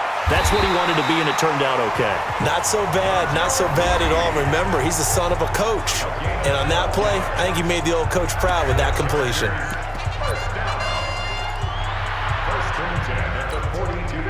Hey, Brown 80! Let's go, defense. Let's get out the field, defense. On 1st and 10, Rivers. They'll tussle for it, and this is going to be caught. Another nice gain. That's now 30 yards between those last 2 plays. Now the Chargers will use the second of their timeouts as the clock will stop with 37 seconds to play in this first half.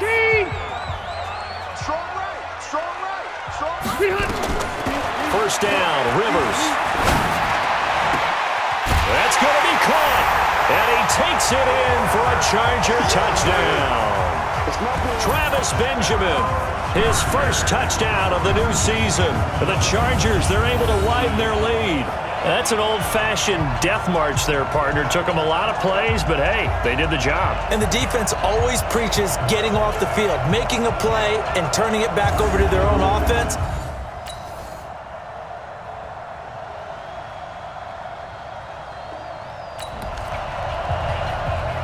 This offense has marched the ball down the field nicely.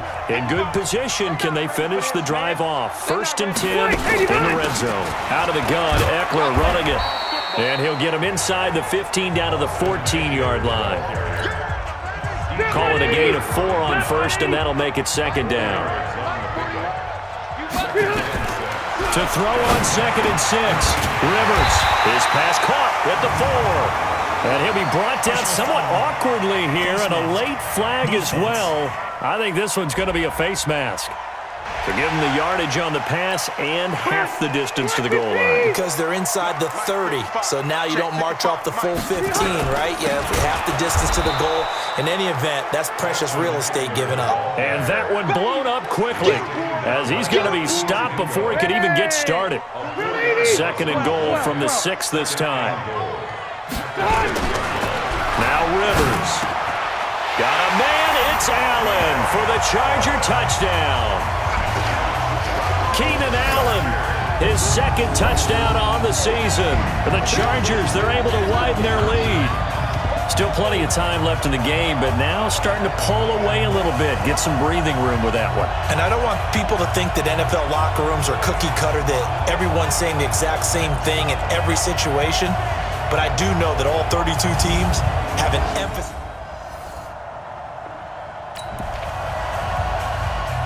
So the situation, it's third down in the third quarter, and this defense just trying to get the ball back to their offense to get back in this contest. On third down, Rivers. And that is incomplete.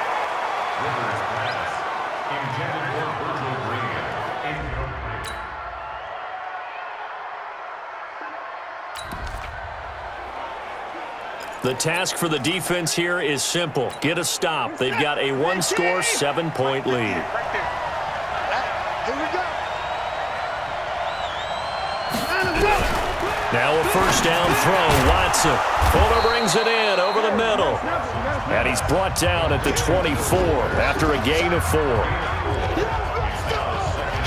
That time they hit him out of the slot on the drag.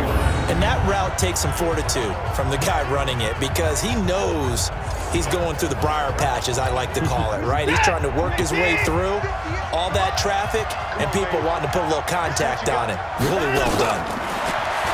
Looking to throw again on second down. Watson. Fells has it left side. And they'll take him down at the 31-yard line. 6 yards the pickup, and that's a first down. In 2018, Deshaun Watson had 5 fourth-quarter comebacks. Only Drew Brees of the Saints had more with 6.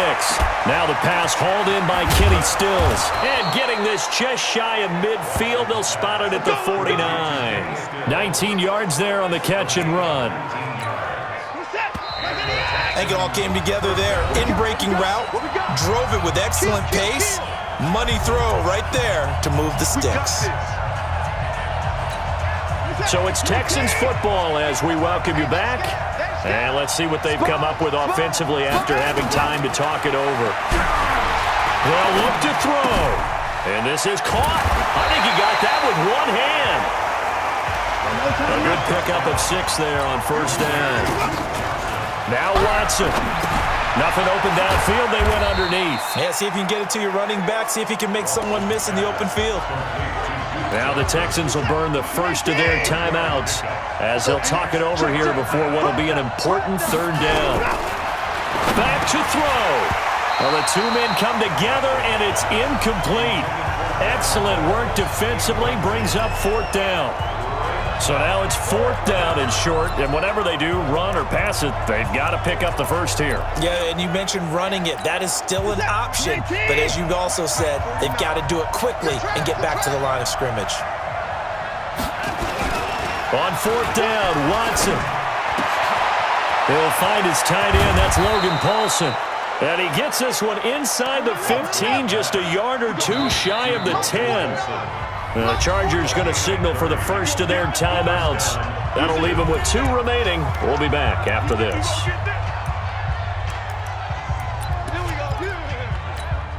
The drive continues as they search for a tying touchdown. Here's first and 10. Johnson running right. And he'll get this one down to about the 10-yard line. 2 yards on the carry there. It'll be second down. He's back to throw, and he can't get a throw off. He's taken down. What a huge play at this point in the game. He'll look to throw. Gotta give him points for the attempt, but... And yes, he's into the end zone. So they get the late score they needed. And now the extra point can tie this thing up in the final minute. And while it appears the heavy lifting was accomplished by scoring the touchdown, they're still down 1. That extra point is not a gimme.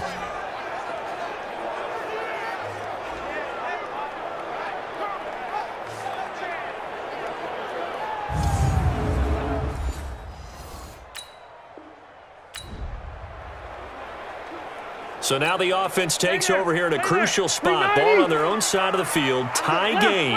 Late fourth quarter, and they do have a pair of timeouts remaining. Throws left side, complete to Keenan Allen. Now the Chargers will use the second of their timeouts as they stop it with 14 seconds to go in the game. It's just me and you. It's just me and you. Rivers to throw. And this is going to be caught. He won the fight for the football.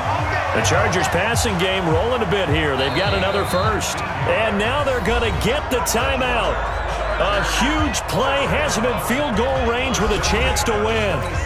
So everything hanging in the balance, resting on the right foot of Michael Badgley. 2 seconds on the clock. This for the win. Oh, this one pushed to the right. Badgley missed it. No good. It's a little teaching moment here. Overtime rules. Remind us how this goes.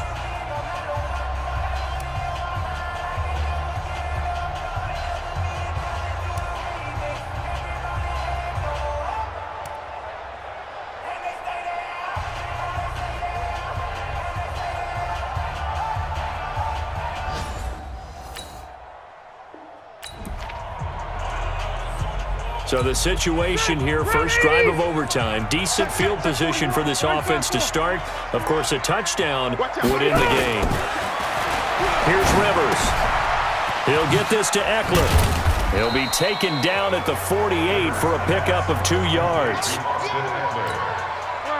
I don't want to overhype it, but this is a big early season game, especially an overtime win. That could give you a big boost going forward in the season. It certainly can, and I don't think you're overhyping it because cliches go out the window when you start to play overtime. And you're right, the winner of this game now, that's an extra boost moving forward, and it actually is an extra hurt for the team that loses because normally you shake it off, but in this situation, it lingers a little bit longer.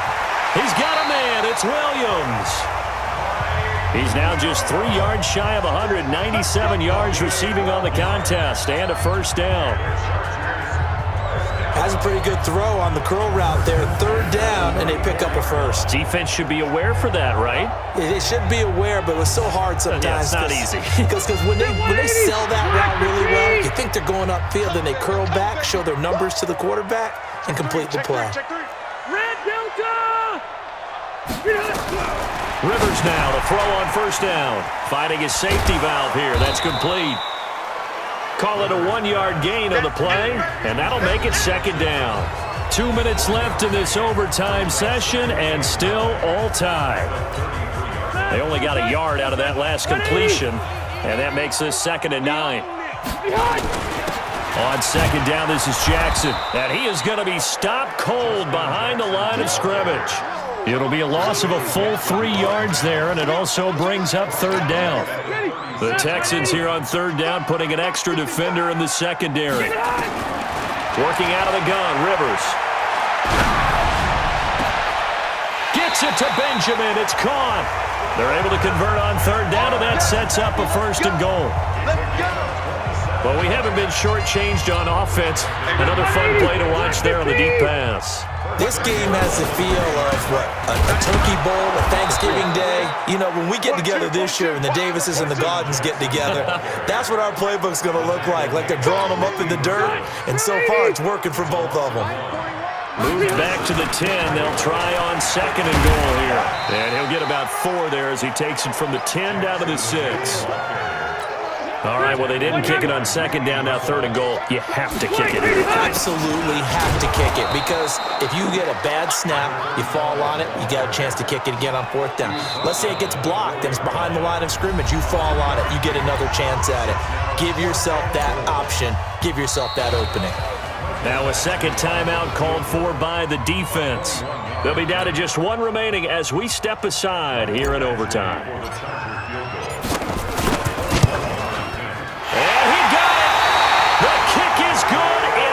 Time he's able to split the uprights. Well, we thought this game would be a good one. It did not disappoint into overtime, and it took the field goal to win it. And we always pay lip service to how important it is to play defense. And usually we focus on the big offensive pyrotechnics, right? But in this case, they got the ball back on defense, gave themselves a chance, and they capitalized on it with a victory. And I don't care what distance that field goes from in overtime. The knees are always knocking, but he pushed it through. Not only that, think about your snapper, your holder. A lot of nerves for them, too, because they have to do their job in order to give him one last chance to put a foot to it. And for Charles Davis and our entire crew here at EA Sports, I'm Brandon Gaudin saying so long, everybody.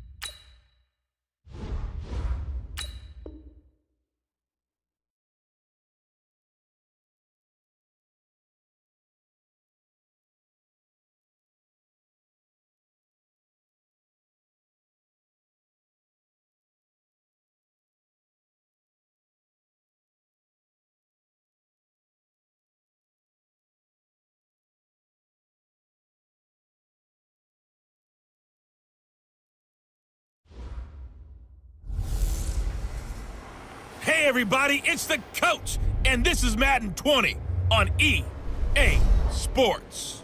We're just about set to get started, and this ought to be a good one between the Pittsburgh Steelers and the San Francisco 49ers.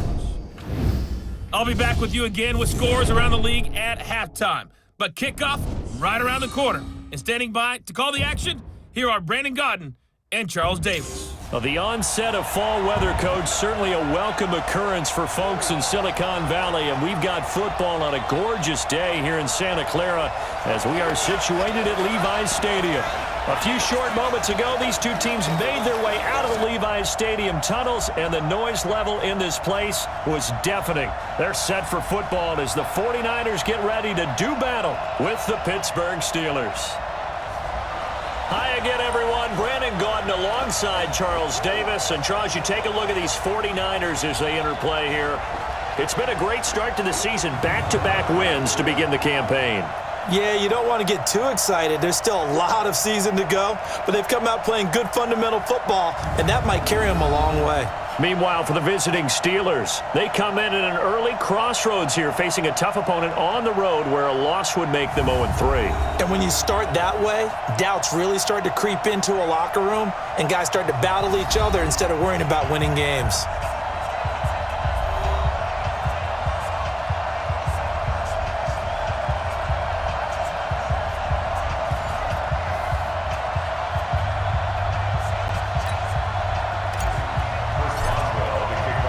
It's the first weekend of autumn, and the NFL is in full swing as off we go on EA Sports. This is fielded at the goal line.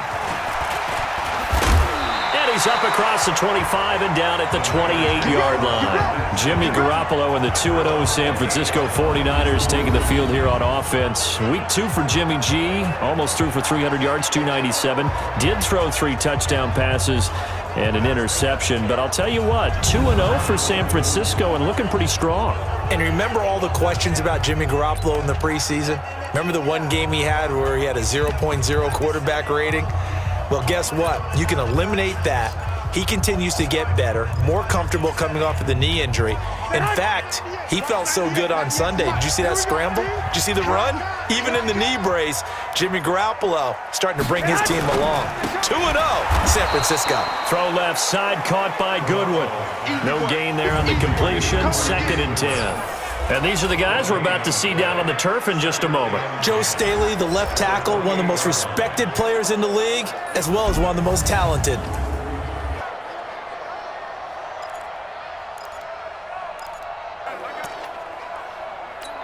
Here we go. 180. 98 to Mike. Watch the screen. Watch the screen. Watch the screen. Watch the screen. Watch That hunt. Throwing on 2nd down. Garoppolo. And that's going to be incomplete. Good effort there, trying to take a shot, but it's 3rd down. A look at the Pittsburgh Steelers starting defense, and the big news for them that came down during Monday Night Football last week, Charles, is that Minkah Fitzpatrick is now going to be in that secondary. And they need him in a big way, because if you look at the first 2 games of the year, that Steelers secondary was lit up by Tom Brady on opening night, and then Russell Wilson in the second half So Seattle gets away with a win. They'll pair him with Terrell Edmonds, their draft pick from last year, and see if they can get better on the back end. Throwing is Garoppolo on third down. Coleman has it here right side. There's an example of good situational football being played by a defense. They understood where the third down play was, the down and distance, and made sure that they didn't get anywhere near that, bringing up fourth down. Yeah, they were sniffing out that marker, didn't want to let him get close to there, and now a likely 3 and out to start. Yeah, I love the way they rallied to the football and got to him and made sure he didn't give up much run after catch. Well, he wasn't too far from breaking that. Officially, give him 15. And the Steelers will go on offense here, 1st and 10. Time to get a look at the Pittsburgh Steelers on offense, and the quarterback position is one that is going to be talked about for a while there with Ben Roethlisberger out for the year, a season-ending elbow injury against the Seahawks in Week 2. But backup Mason Rudolph had some success, 12 of 19, and he looks to be the guy now. And I don't think that the moment's going to be too big for Mason Rudolph. If you go back to his freshman year at Oklahoma State, they were planning to redshirt him. And they got down to game 10, game 11, and all their quarterbacks were hurt. They had to take the red shirt off of him in a start at Baylor, and the very next week, he beat Oklahoma. How about that for a true freshman who didn't expect to play? So I think he'll handle that well. Remember, they traded Josh Dobbs to Jacksonville, so that backup quarterback competition was won by Mason Rudolph. They have to believe in him. He's got to pilot them now. And this will go for 5 up to the 33.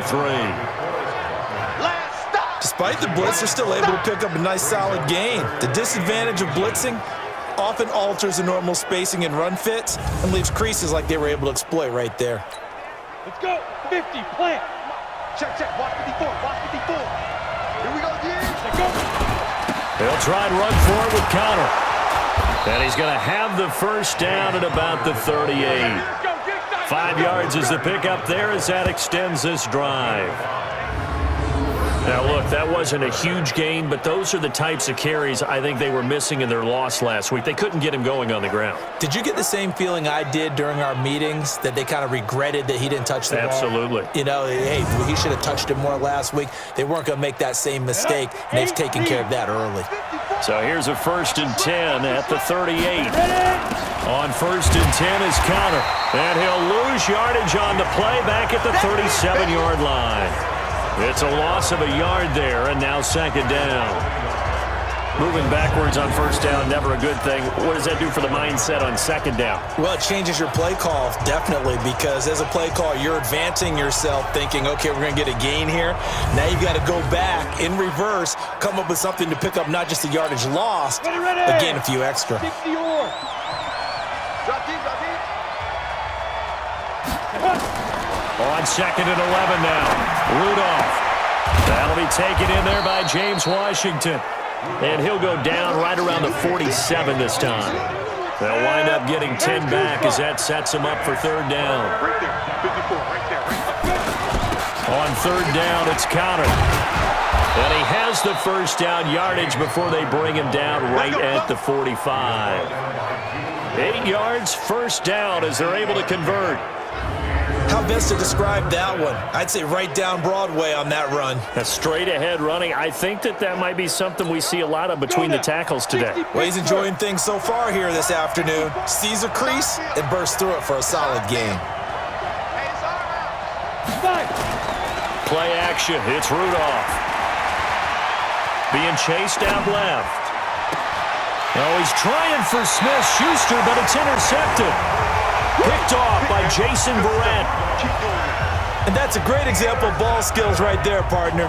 You and I do a lot of games, and I can't tell you how many guys look to run with the football before they've intercepted it. So that's a nice job of focusing on the task at hand and coming away with the interception. San Francisco ready to get the football back.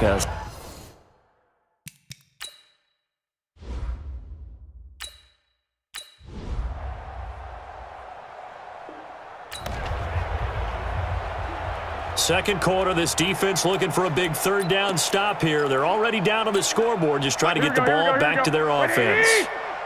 I'm coming after you. I'm coming after you. Check it. From the gun on 3rd, Garoppolo. And he's going to be hit and taken down. Back right around the 48-yard line. Stephon Tuitt able to shake free and get home for the sack.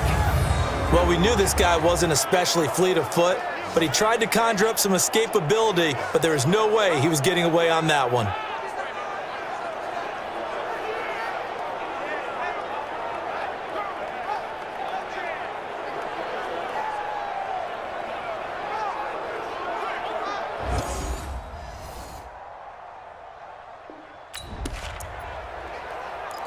Tough spot here for the defense. Let's see if they can step up. We drop in on a first down in the red zone.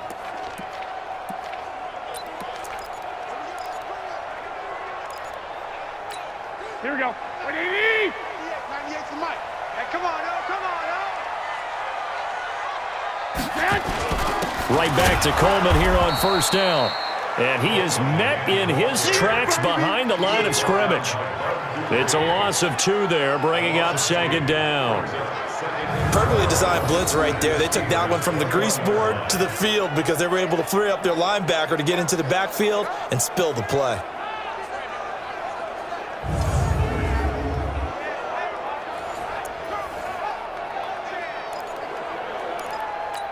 Here we go, here we go. They don't need to run another play here before the 2-minute warning. Let's see if they do it anyway. Throw right side taken in by Pettis. Now we've got whistles and a timeout here. Yeah, looks like we've got a 49er that's down on the field. While the trainers take a look, we'll step aside. It's just me and you.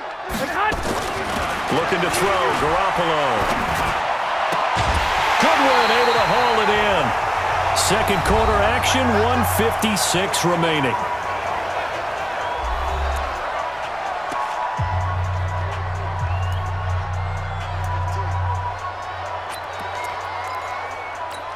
All right, coming up at intermission. Charles, you want to wait to enhance your Saturday? I certainly do. I've got just a thing for you. It's the coach, Jonathan Coachman, standing by Orlando. He'll be alongside at half to take us through the weekend in the NFL. And now a throw on first down there, but it's incomplete.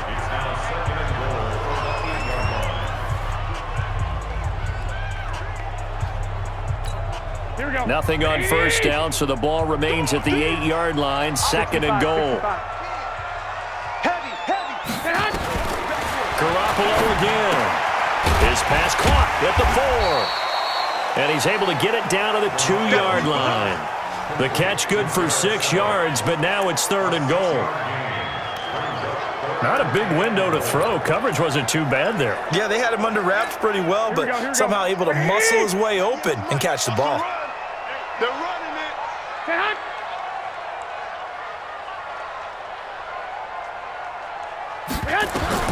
Garoppolo now on third and goal. And he's going to take it in. Touchdown, San Francisco. Jimmy Garoppolo with his second touchdown pass of this first half. And the Niners are able to stretch their lead. Boy, it's nice to have that big, reliable target you can go to. Each and every time. A lot of people see that position as a fallback. Throw it to them when all else fails. Not at all. This guy can make plays, and that's exactly what he just did. Yeah, play here for a touchdown.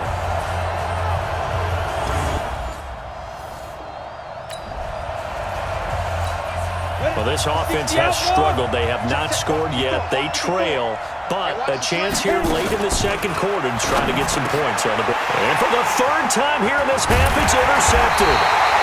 Picked off by Quan Alexander, and he'll get this back.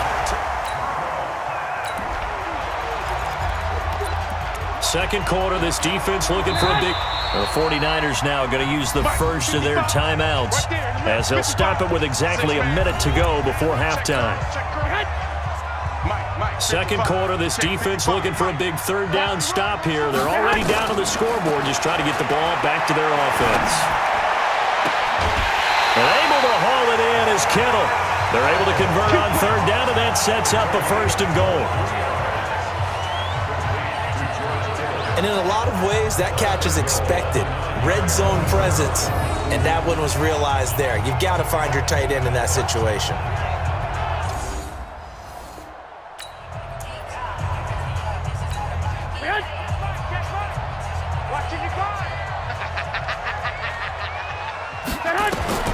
From From the gun, it's Garoppolo. That's complete right around the 8. And he's able to get this down to the 5-yard line before he's out of bounds. Nice job defensively to hold him to 4, and now it's 2nd and goal. So a look here at the key inactives, and we got this list before the game down on the field. They tell us the same thing every time, don't they? Next man up. No excuses. Be ready to play. That's the mantra of every organization. The key is having guys on the roster who are capable of filling in and playing at a high level. That's when you... And he hauls it in the end zone. Touchdown, San Francisco. 3 touchdown passes now for Jimmy Garoppolo. And the Niners are able to stretch their lead. Heard a coach talk about those late-in-the-half scores, especially ones that give your team a pretty decent cushion.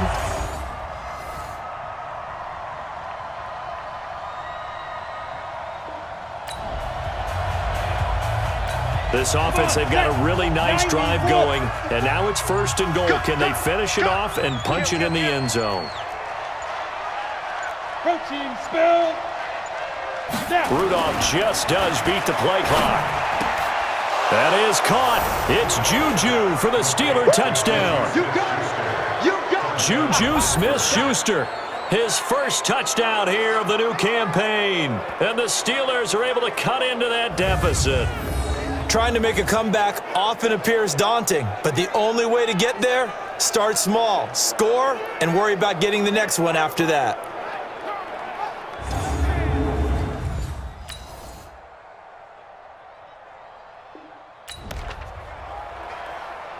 This offense looking for 6 points. They are in the red zone as we'll get back into it here. 1st and 10 at the 11.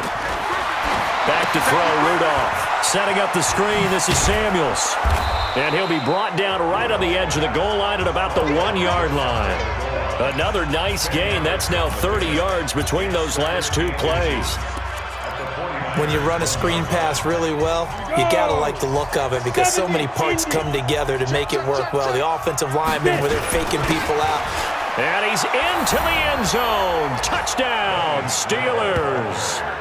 Benny Snell with his first career NFL touchdown. And the Steelers are able to close the gap just a bit. And that moment we just saw, always so special for any rookie. The first. It's a 2-score game in the 4th quarter. Onside kick coming up, and the kicking team desperately needs a football. And the 49er hands team does its job. The 4th quarter, they felt like they needed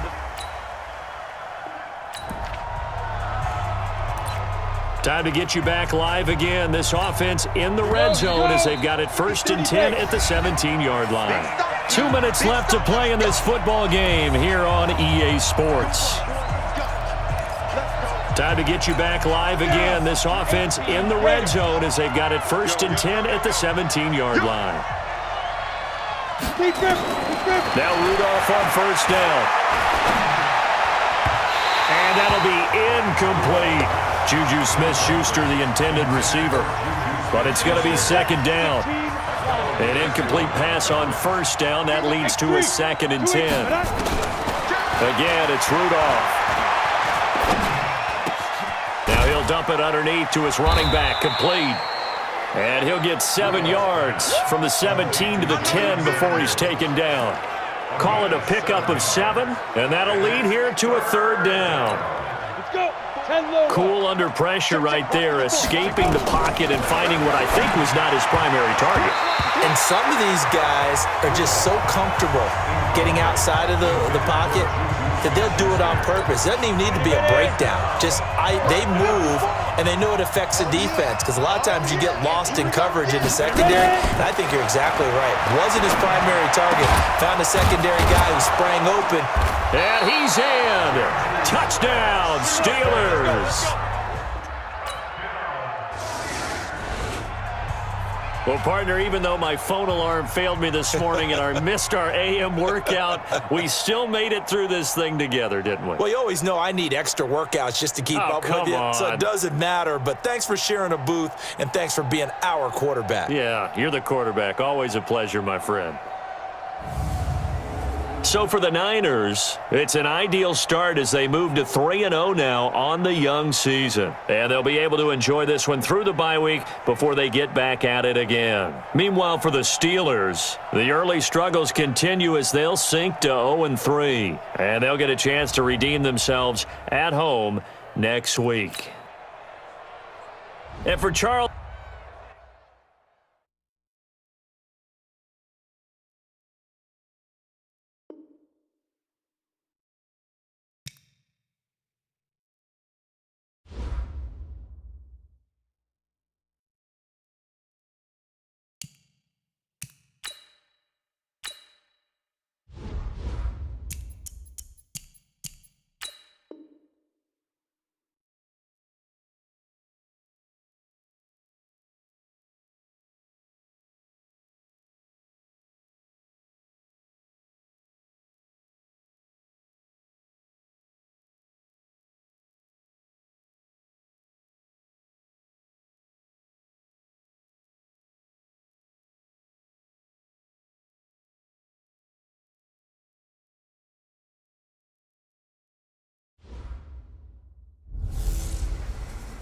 Hey everybody, it's the coach. You're tuned in to Sunday Night Football on EA Sports.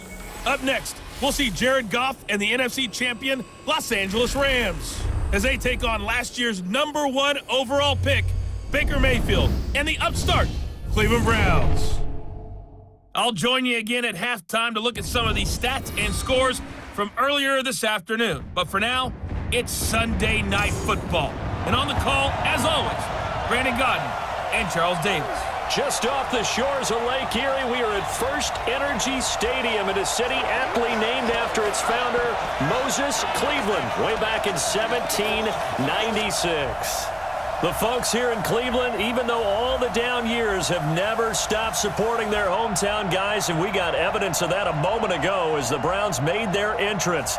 They are ready to do battle with the Los Angeles Rams.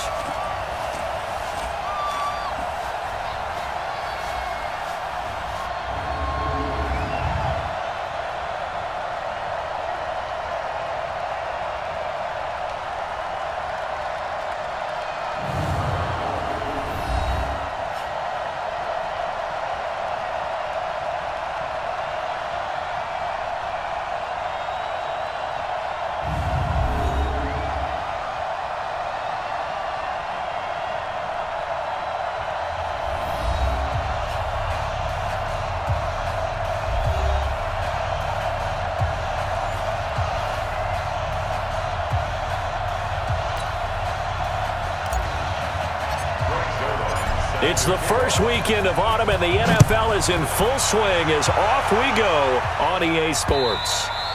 And this will be a touchback as that sails over the end line. Baker Mayfield bringing out the Cleveland Browns. And, boy, Baker was really vocal about being excited on his first Monday Night Football appearance. And tell you what, they got the victory 23-3. And I think they needed that, Charles, after the Week 1 debacle. They needed it in a big way. But how historic was it? And you're right about Baker Mayfield.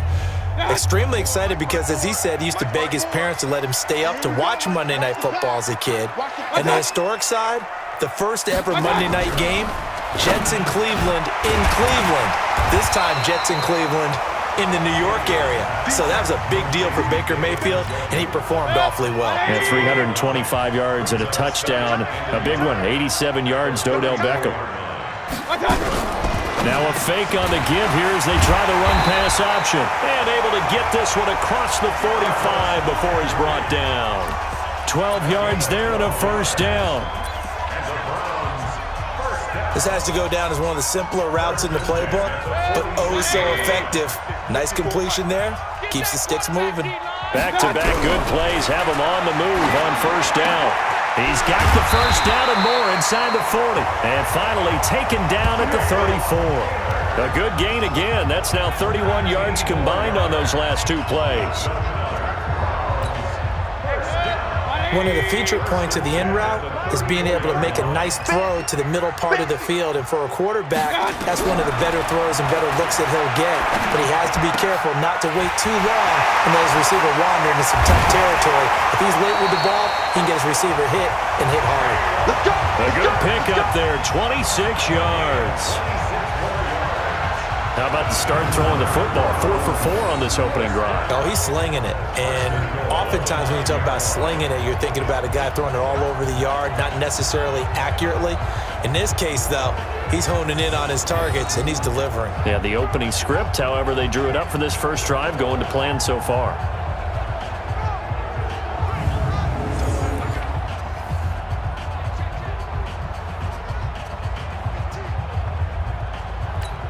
Two big plays in succession. Not sure this D knows what hit him, but now they got to get ready. It's 1st and goal. They'll throw again. Here's Mayfield. That is incomplete. The tight end, David Njoku, the intended receiver, but it'll be 2nd and goal. And a look now at the starting offense for the Browns. And the focus will definitely be on wide receiver Odell Beckham Jr. after the trade from the New York Giants to the Cleveland Browns. How will he mesh with his new quarterback, Baker Mayfield? And can they be the duo that leads Cleveland to the playoffs for the first time since 2002? Another shot from the 9 on 2nd and goal. Mayfield on play action. And that is caught, but the back judge right there to say incomplete. Demetrius Harris, the intended target. But now it's 3rd and goal. Time for a look at our starters here on defense. And they've shown the ability to play tough against the pass, currently ranked number 9 in the NFL. You have to like the way that they've played in the first month. They have to be very proud being a top 10 unit against the pass. Their goal, though, in this one, see if they can improve that ranking. 2 incompletions haven't moved them any closer. And likely throwing again, you'd have to think on 3rd and goal here. Now Mayfield. Blitz coming, and down he goes.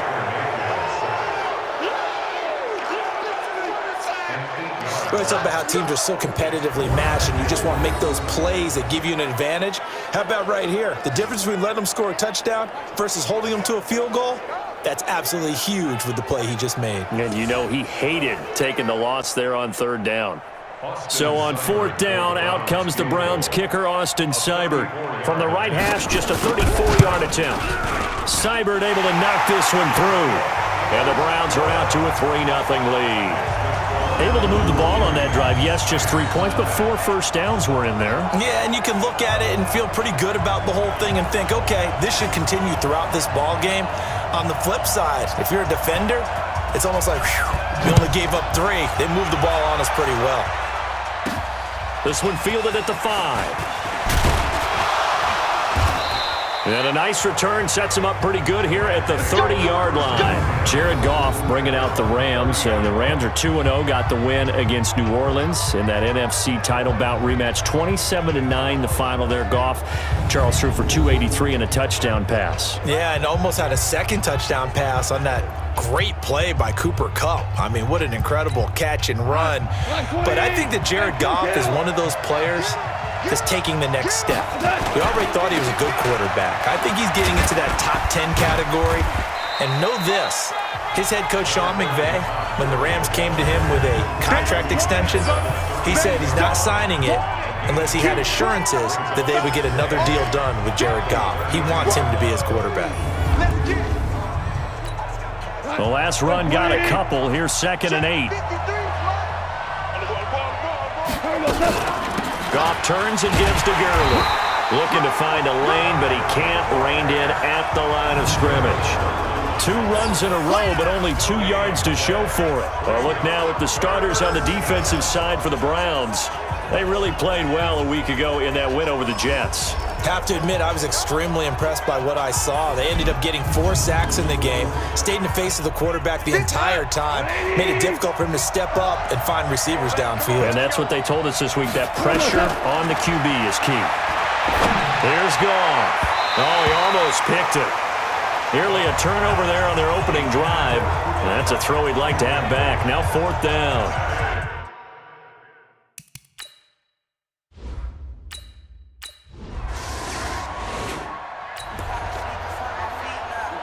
A pretty big early test for the defense coming up. What can they dial up here to try and thwart this 3rd down situation? Back to throw. Goff. And they have the football and will take over at the 24-yard line. Well, that's a drive killer right there. Not a really confident throw either. This one was kind of up for grabs, and it's going to come down the hands of the wrong team.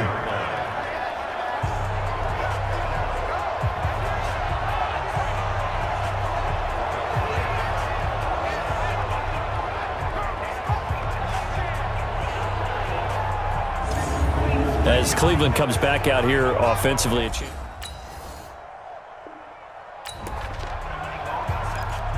Let's see what this defense can do here. Ball at the 18-yard line in the red zone. 180! Match by 4. Hey, let's get some penetration here. Let's get some penetration. One cut! Right there. 54. On first down, they'll run with Hunt. And brought down, but not before they get it inside the 10 to the 7. 11 more yards that go around, a first down as well.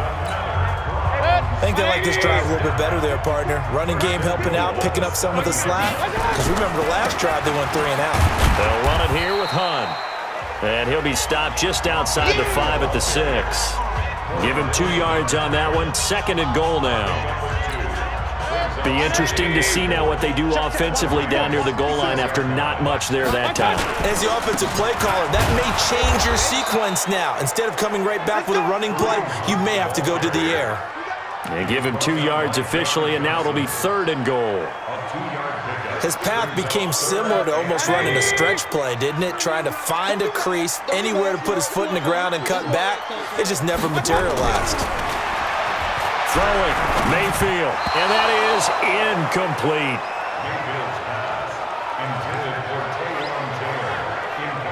So it's been a long drive. They've held the ball for quite a while. Now what do you do here? Well, to me, at this stage, after this drive, this close to the goal line, 3 points would be a letdown. I'm going for it here.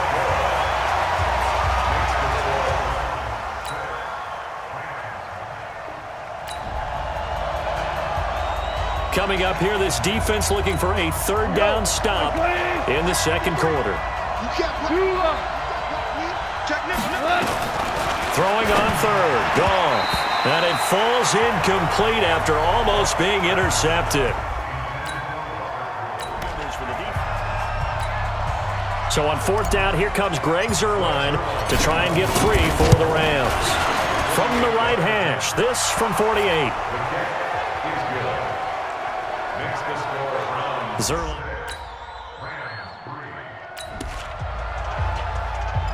A long field ahead of this offense. They'll have to be efficient here with their time late in the 2nd quarter. From the end zone, Goff. It's hauled in by Brandon Cooks. And they're going to get this all the way out past the 20. An ideal beginning of the drive there as they'll get 20 and a first down. Cooks now in his 2nd season with the Rams. He's had 4 straight years over 1,000 yards. He had 2 with the Saints, 1 with New England, and then he went over 1,000 again last year with the Rams. 80 catches, 1,204 yards. Throwing on first down, but this one winds up to be incomplete. While we have a second, wanted to check in on how the first-year head coaches are doing, because Week 1 was not very kind to them. They went 1-6-1. Matt LaFleur was the only winner. But Week 2, not a ton better, Charles. They were 3-5. And really not a surprise. And remember, Freddie Kitchens and Adam Gase squared off on Monday night with Freddie Kitchens and the Browns getting the victory. But Bruce Arians, Matt LaFleur, they won this week as well. But again, not a major surprise because typically, if you're a new head coach, you took over a bad team. So you're just trying to build and get better. But Matt LaFleur right now, the clear winner, 2-0 in the early going. On first down, it's Gurley. And he'll just push his way forward for a few as the clock will run. Give the tackle there to Morgan Burnett. Now Goff will hand this one to Gurley. And he gets it inside the 35 and just shy of the 30. Give him 14 on that one and a first down. So if you like field goals, and we will skip the highlight show this week, get right back to this Week 3 matchup. The Browns are going to get the second half kickoff, and they've got this lead as well as we are back and underway. We play to win.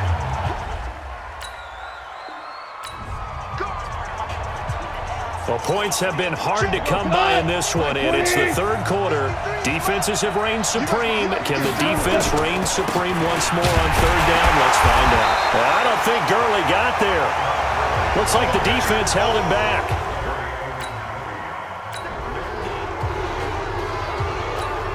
Now Greg Zuerlein. We all remember the 57-yarder that sent the Rams to the Super Bowl. They spot it on the midfield stripe, so it is a 60-yard attempt here. And did he have enough? He did. He kept it on line and managed to tuck it into the bottom right corner. And that right there is something we've seen, 15 times in NFL history. That will officially go down as a 60-yard field goal. And everything.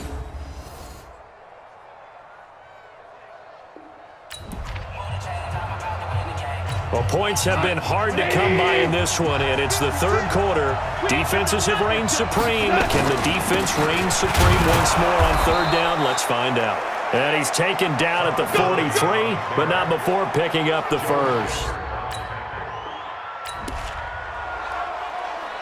Time to get you back live again. This offense in the red zone as they've got it 1st and 10 at the 17-yard line. And we're back now here in Cleveland. All even as we get ready to start the fourth. On the draw, Goff gives to Gurley. And able to get him down, but he does reach the 5. 12 more yards there and another first down. Oh, that's one to warm the hearts of all those old school football players, isn't it? Tough, hard, gritty run. Got behind his pads, bowled over a few people. Look at that one, right up the gut. Saw through 3 quarters, no reason to lighten up now.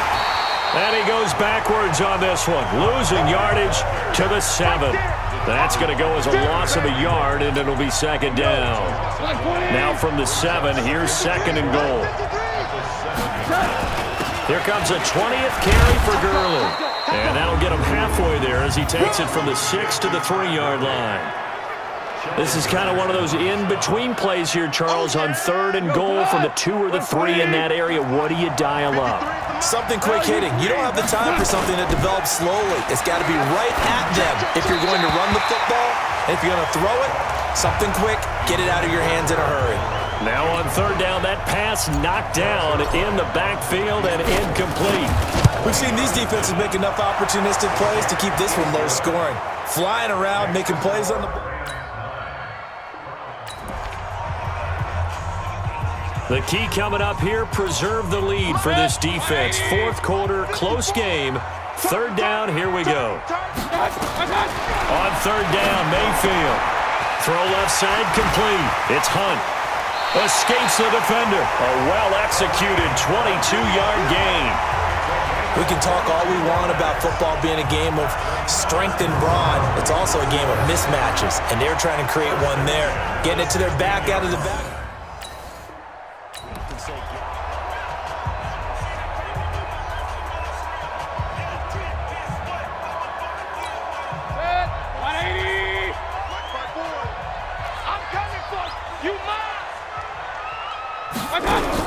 From the red zone now, Mayfield.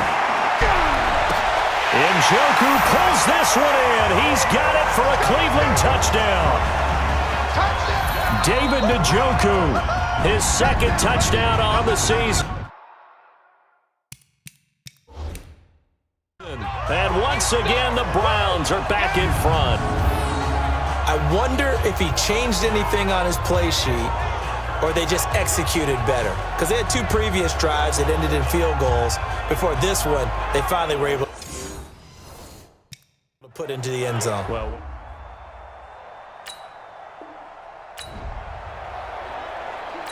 a big drive now for this offense. They'll have all 3 timeouts and the 2-minute warning as they search for a late score. Looking to throw on second down. Goff over the middle. That's hauled in by Kupp. And they work this well upfield across the 45. A gain there of 21 yards. Jared Goff, 4 times last year, he led the Rams on a fourth quarter comeback. He obviously didn't do it in Super Bowl 53, but can he do it here? Connection made here, Goff to Higbee. And they'll get to him after a gain of 7 to the 47. 7 yards, the pickup on the pitch and catch. Able to get 7 on that first down pass play. 2nd and 3. back on. It's caught left side by Cooks. And he is out of bounds, but not before he's inside the 30. Tell you what, he's been able to put the ball in some tight spots all game long. That throw, no different. Yeah, a lot of people would call it a gutsy type of a throw. I think he looks at it as, I can do it, so it's not that big of a deal to me, and I'm going to keep firing. Now a throw to the end zone on first down, but it winds up incomplete. He was going right back to Cooper Kupp, and now it's second down. Goff throwing again. He's going to dump it off to Gurley. They'll give him a yard on the play, and that's going to bring up a third down. One of the bigger plays in the game thus far, and the crowd getting into it as we come up on a big third down. Fourth quarter, down to the final 2 minutes, and we've got a one-score game. So it's Rams football here as we get you reset. They face a critical third down now, needing a score here in the late going. And he can't get a throw away. He's taken down. Myles Garrett in there to take him down, and the clock will roll. Down 4 late. Got to go for it here on fourth down. He'll look to throw. Partner, you absolutely cannot take a sack in that situation. Now, it's also fourth down. And he gets this one inside the 15, just a yard or two shy of the 10. They keep the game alive, at least for the moment, as it's a first down. Like 20. Mike, number 53. Mike, 53. He's back to throw. And he can't get a throw off. He's taken down. What a huge play at this point in the game. The Rams going to go ahead and use the first of their timeouts as it comes with 1:04 left to go in the game. Got to imagine the pass rush will be equally intense here on second down following the sack. It's 2nd and 18. They'll look to throw. That is caught inside the 5. And he'll be brought down here at the 3-yard line. They get 16 out of that one, but they'll still need to convert on third. Goff now to throw. Brandon, so And this is caught. Touchdown. And they've taken the lead here in the final minute. wow, I know it's a never-say-never situation, but to me, that looks like that's the one that's going to finish them off. The score that puts them in front here late, but now you got to rally your kick team, don't you, and say the last thing we need is a big return. And what happens is guys get overeager, get out of their lane because they're so...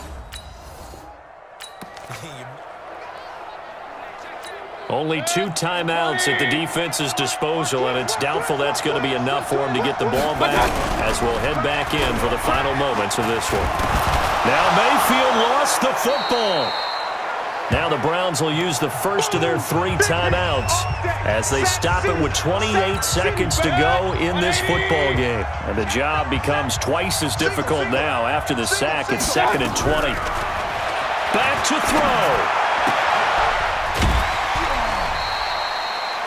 They'll wind up getting 10 back as that sets them up for third down. Big play coming up. Here's 3rd and 10. I would expect to see some pressure here. 65. And the blitz does come. Let's go, defense. And he can't get a throw away. He's taken down. Now the Browns signal for the second of their timeouts as the clock will stop with 18 seconds remaining. 4th down, Mayfield. He's going to let it fly. And that's going to be incomplete. 12 seconds.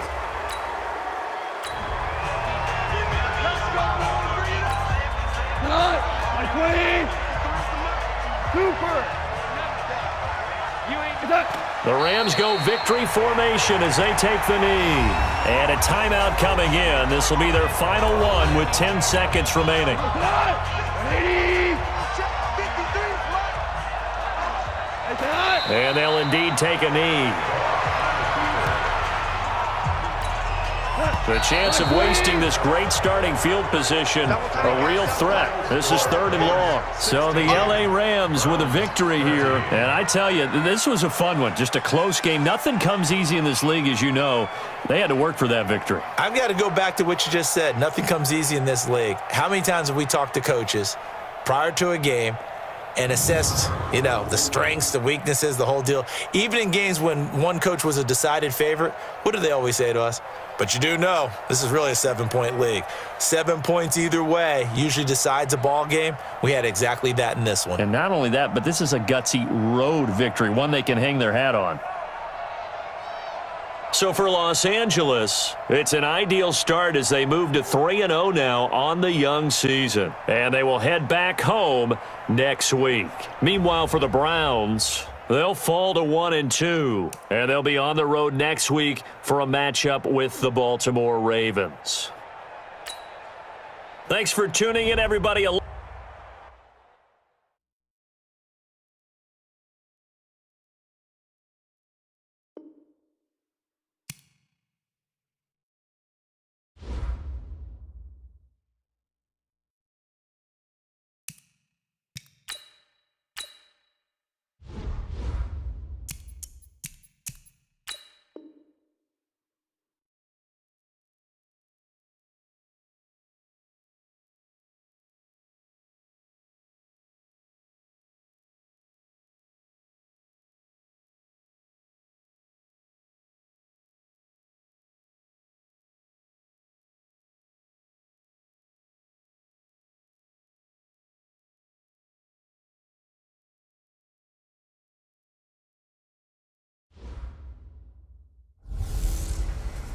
Hey everybody, it's the coach, and this is Monday Night Football on EA Sports.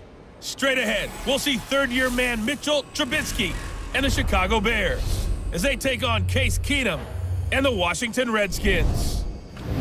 I'll be back at halftime to look at some of these stats and scores from Sunday's action.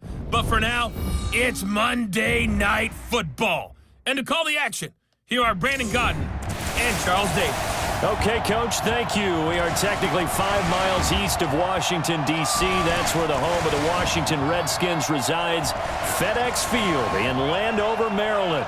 Just as we were getting ready for air, both teams coming out of their locker rooms, out of the tunnel, and this crowd is pumped up as their Redskins get set to match up with the Chicago Bears.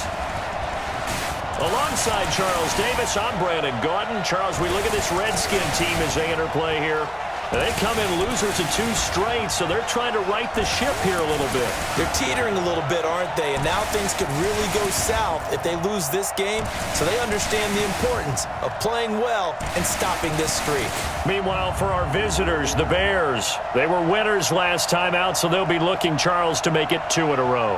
And what I enjoyed when I watched their game tape and their victory last week is they put it together in every phase. Good offense, good defense, and some key plays on special teams. Let's see if they can get that 2nd win in a row.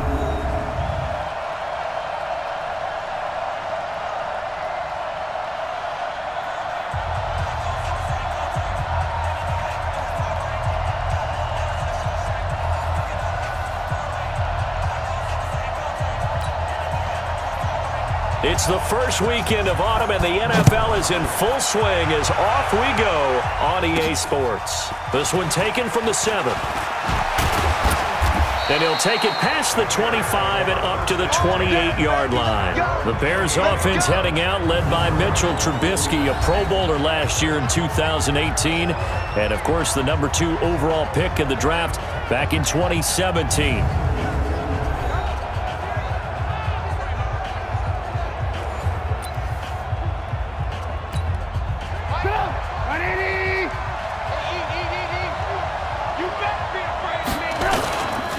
First carry from Mike Davis, the former Seahawk. 10 yards on the pickup there, and it'll be 2nd down. Now, that was an excellent run. And when you see that happen, that's when you're seeing guys doing their job and then some people doing a little bit more. Offensive linemen and tight ends, they're expected to block. But the wide receivers, all they want to do is catch passes. So when they block on a big-time running play and create extra space, you've kind of hit the jackpot there. That one, a first down pickup of 8. Back-to-back good plays have him on the move on first down. From the gun, a give to Davis. And he'll be brought down at the 50 after a gain of about 5. And, Charles, now we get our first look at this offense. And one guy you have to look at in particular is Kyle Long. Can play guard or tackle with a nice degree of nastiness. The first down run got 5. Here's 2nd and 5. From midfield now, here's Trubisky. And the hook up here to Allen Robinson. And they're going to have another first down here as the tackle's made at the Redskins' 40.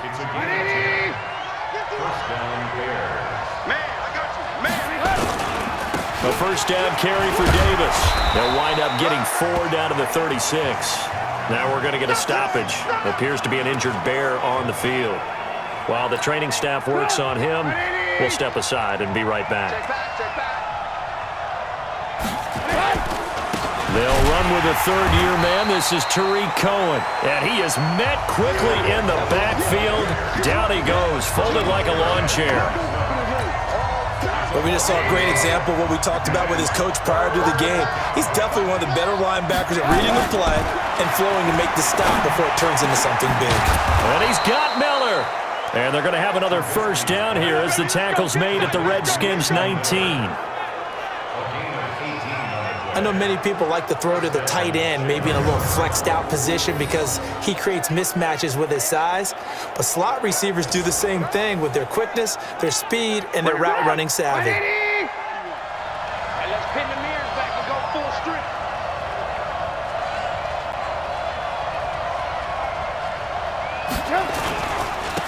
First down, a run with Cohen. And he is going to be stopped cold behind the line of scrimmage. That's going to go as a loss of 2, and it'll be 2nd down. A rare misstep on that last play because the drive has been strong, but now it's 2nd and 12. Now it's Trubisky. High throw, but the catch is made. It's a pickup of 12, and that'll set up a 3rd down. This will be play number 9 coming up on this relatively long opening drive as they look to convert on 3rd down. This is Cohen, and he gets the first down yardage he needs before he's brought down at the 6. And they got 3 yards. That's enough. A conversion, and now it's 1st and goal. Watch the curve. Watch the curve. Switch it, switch it, switch it. Come on, switch it. Out, out, out, out. Good move. Throwing here, Trubisky. This will be caught at about the 5. And he'll be brought down. Oh, that's a face mask. Certainly looked like it. Indeed, here come the flags. Well, we looked at each other right away. We knew that flag was coming out. And I always enjoy the conversation post because officials always tell you, I don't want to throw the flag, but you caused the play. You did it. I had to. The toss play to Montgomery. And he's into the end zone. Touchdown, Bears. David Montgomery, his 2nd touchdown on the season. And they are able to strike first here on their opening drive. That's just a solid, methodical drive to start this game. And how about how it culminated? Doing exactly what they wanted to do, getting the ball downfield, and then running it into the end zone. I'm just telling you, partner, when you run it in rather than throw it in, that hurts a defense psychologically a heck of a lot more. Eddie Pinheiro now for the extra point. And he's got it to make it 7-0 in favor of the Bears. A pretty long drive that time, 11 plays all told. And it was David Montgomery's touchdown run that polished it all off. And they will not get a chance to return this one as it's through the end zone for a touchback. So here are the Redskins under 6-year head coach Jay Gruden. They'll be led out by the University of Houston product, 31-year-old quarterback Case Keenum.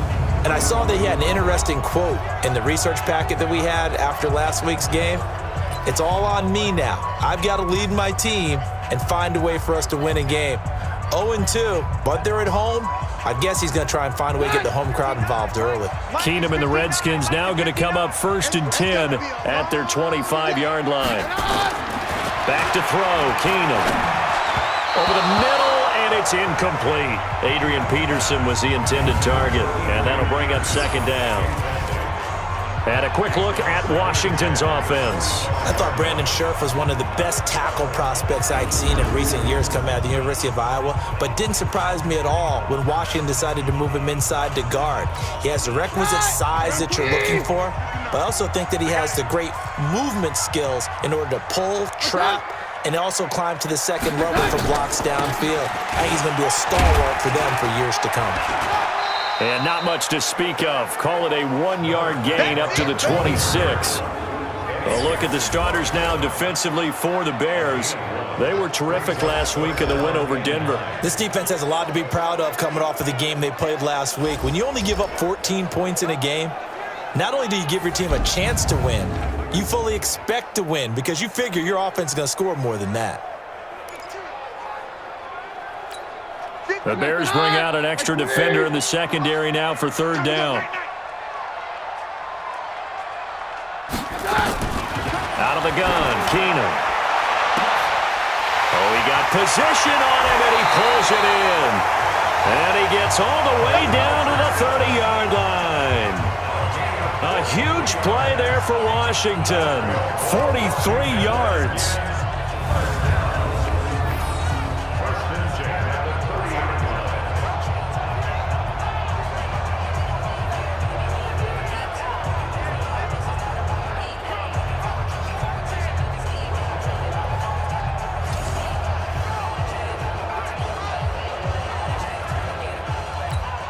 Trying to get one more in here before the quarter breaks. Yeah, let's go set lunch.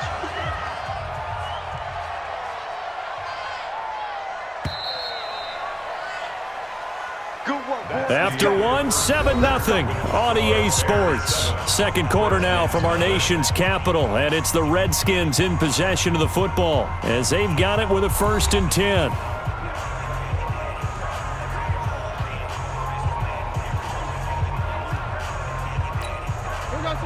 So 1st and 10 now from the 30. Now Keenum. And that is incomplete. Showed off the arm strength there, but to no avail. 2nd down. I like what they tried to do there. They didn't get a completed pass downfield, but they came off of a momentum play. Big-time gain on the previous snap. Came right back and threw one deep, hoping to catch them on their heels. To throw once more on 2nd and 10. Keenum got his man complete over the middle. It's Richardson. 12 yards there and a 1st down. Seems as if the passing attack's starting to heat up a little bit here in the second quarter. You can sense and you can see the momentum because now they're reading their patterns downfield, they're understanding the coverages, and they're finding the open holes in the defense. He'll get a nice chunk there on the 1st down run, and it's 2nd and 4. Peterson, by the way, passed Jim Brown for 5th on the all-time rushing touchdown list with his 107th this past week. Next up, number 4, Walter Payton has 110. Jim Brown, Walter Payton. Adrian Peterson's name ranks right there with those guys. That tells you about his career. And he came back in this game really wanting to prove something because remember week 1 in Philadelphia? A healthy scratch for the first time in his career. Now with the injury to Darius Geis, he becomes a lead runner again for Washington. Look out. He's going to run really, really tough. Up front, the struggles continue for this offense among the line. What can they do? Change the play calling? What? I think part of that, yes, changing some of the play calls, some screens, some draws, some misdirection. You want to run any type of a play that will influence these guys to continue to get upfield and find a way to use that against them and slip things in behind them. So some quick passes could work as well.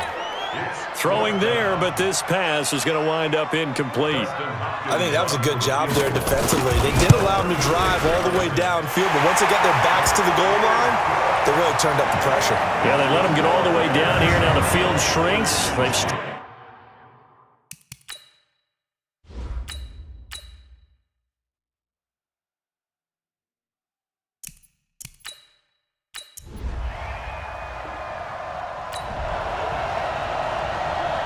Second quarter, this defense looking for a big 3rd down stop here. They're already down on the scoreboard, just trying to get the ball back to their offense.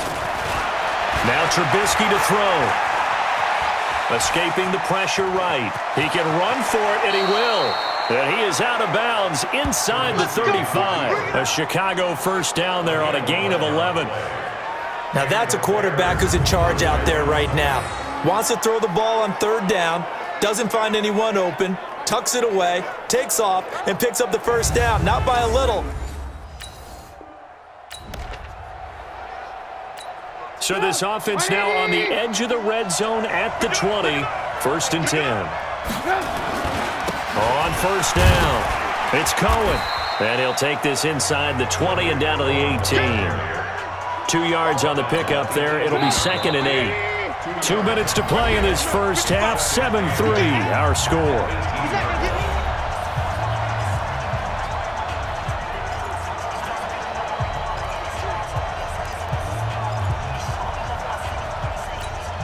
Coming up at the half, a reminder, we go back to Orlando to check in with Jonathan Coachman. He'll have a look back at our first half as well as a look ahead to what's coming up later this weekend. Now he'll dump it underneath to his running back, complete.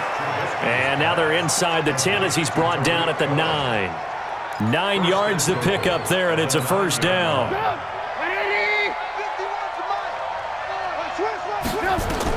From the gun, it's Trubisky. And he whips that one incomplete there. Trying to get it to Tariq Cohen out of the backfield. But it'll be 2nd and goal. The touch and time are critical for those types of throws. He put a lot of zip on that one. Needed just a little bit more finesse trying to get it to his back. Now a fake on the give here as they try to run pass option. It's Ryan Kerrigan getting the sack. 2nd goal, last thing you need to do is get pushed backwards to take a sack. But he couldn't find anywhere to go with the football. Had to eat it and ended up on the ground. Now it's Trubisky. His pass caught at the 4. The Redskins now going to use the first of their 3 timeouts.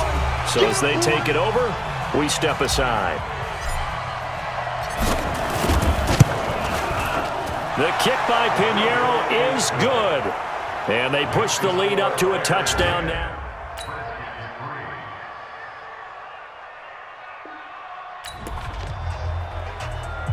So they just got the ball off the interception.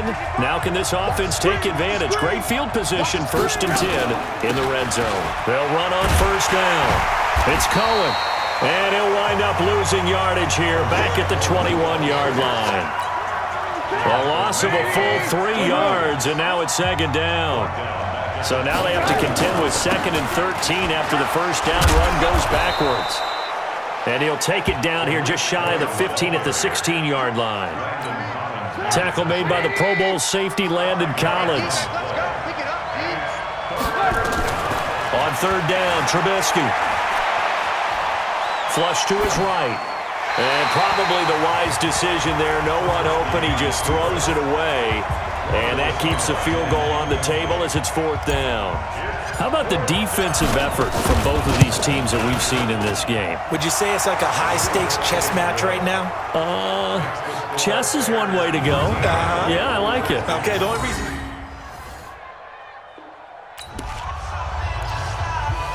So this offense now on the edge of the red zone at the 20. 1st and 10. First down, here's the run to Montgomery. And he's going to be taken down with a marker on the field. So let's see about the call.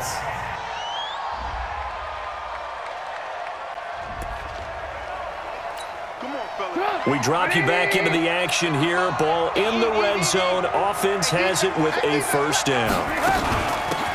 Again, it's Cohen. And able to work his way down to the 16. A good comeback there after the penalty. 9 yards, and it's 2nd and 6.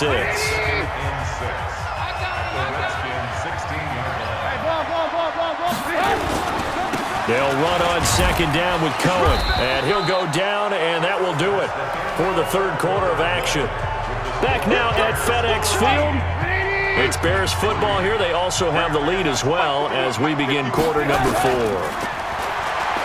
Trubisky will throw, and he will not be able to hang on through the contact. It's incomplete. The coverage strong, and now it's 4th down. You can tell they were hoping for a flag there offensively. Several on the sideline motioning, hey, why not a penalty? Why not a penalty? What did you see? Yeah, I think you've got to let them play, and the officials are instructed. If there's contact coming from both sides, no flag. Let them fight it out. And forces 4th down.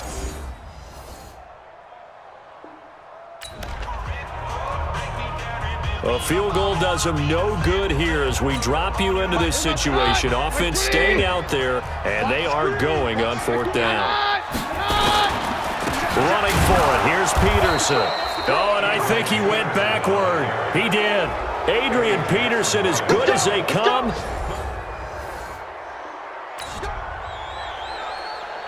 It's a 3rd down situation in the 4th quarter. Time to see if this defense is up to the task. Watch a slap, watch a slap, watch a slap.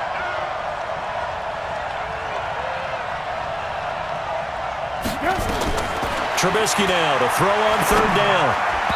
And that's knocked away and incomplete.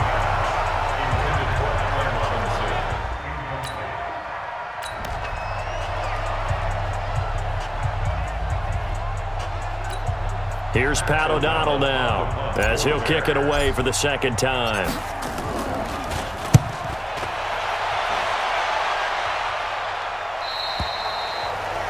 That is how you flip field position. That's an absolute bomb of a punt. Downs it inside the 5-yard line. Absolutely ideal. From that position, you're hoping to get it down inside the 15, inside the 5. Superb. Keenum and the...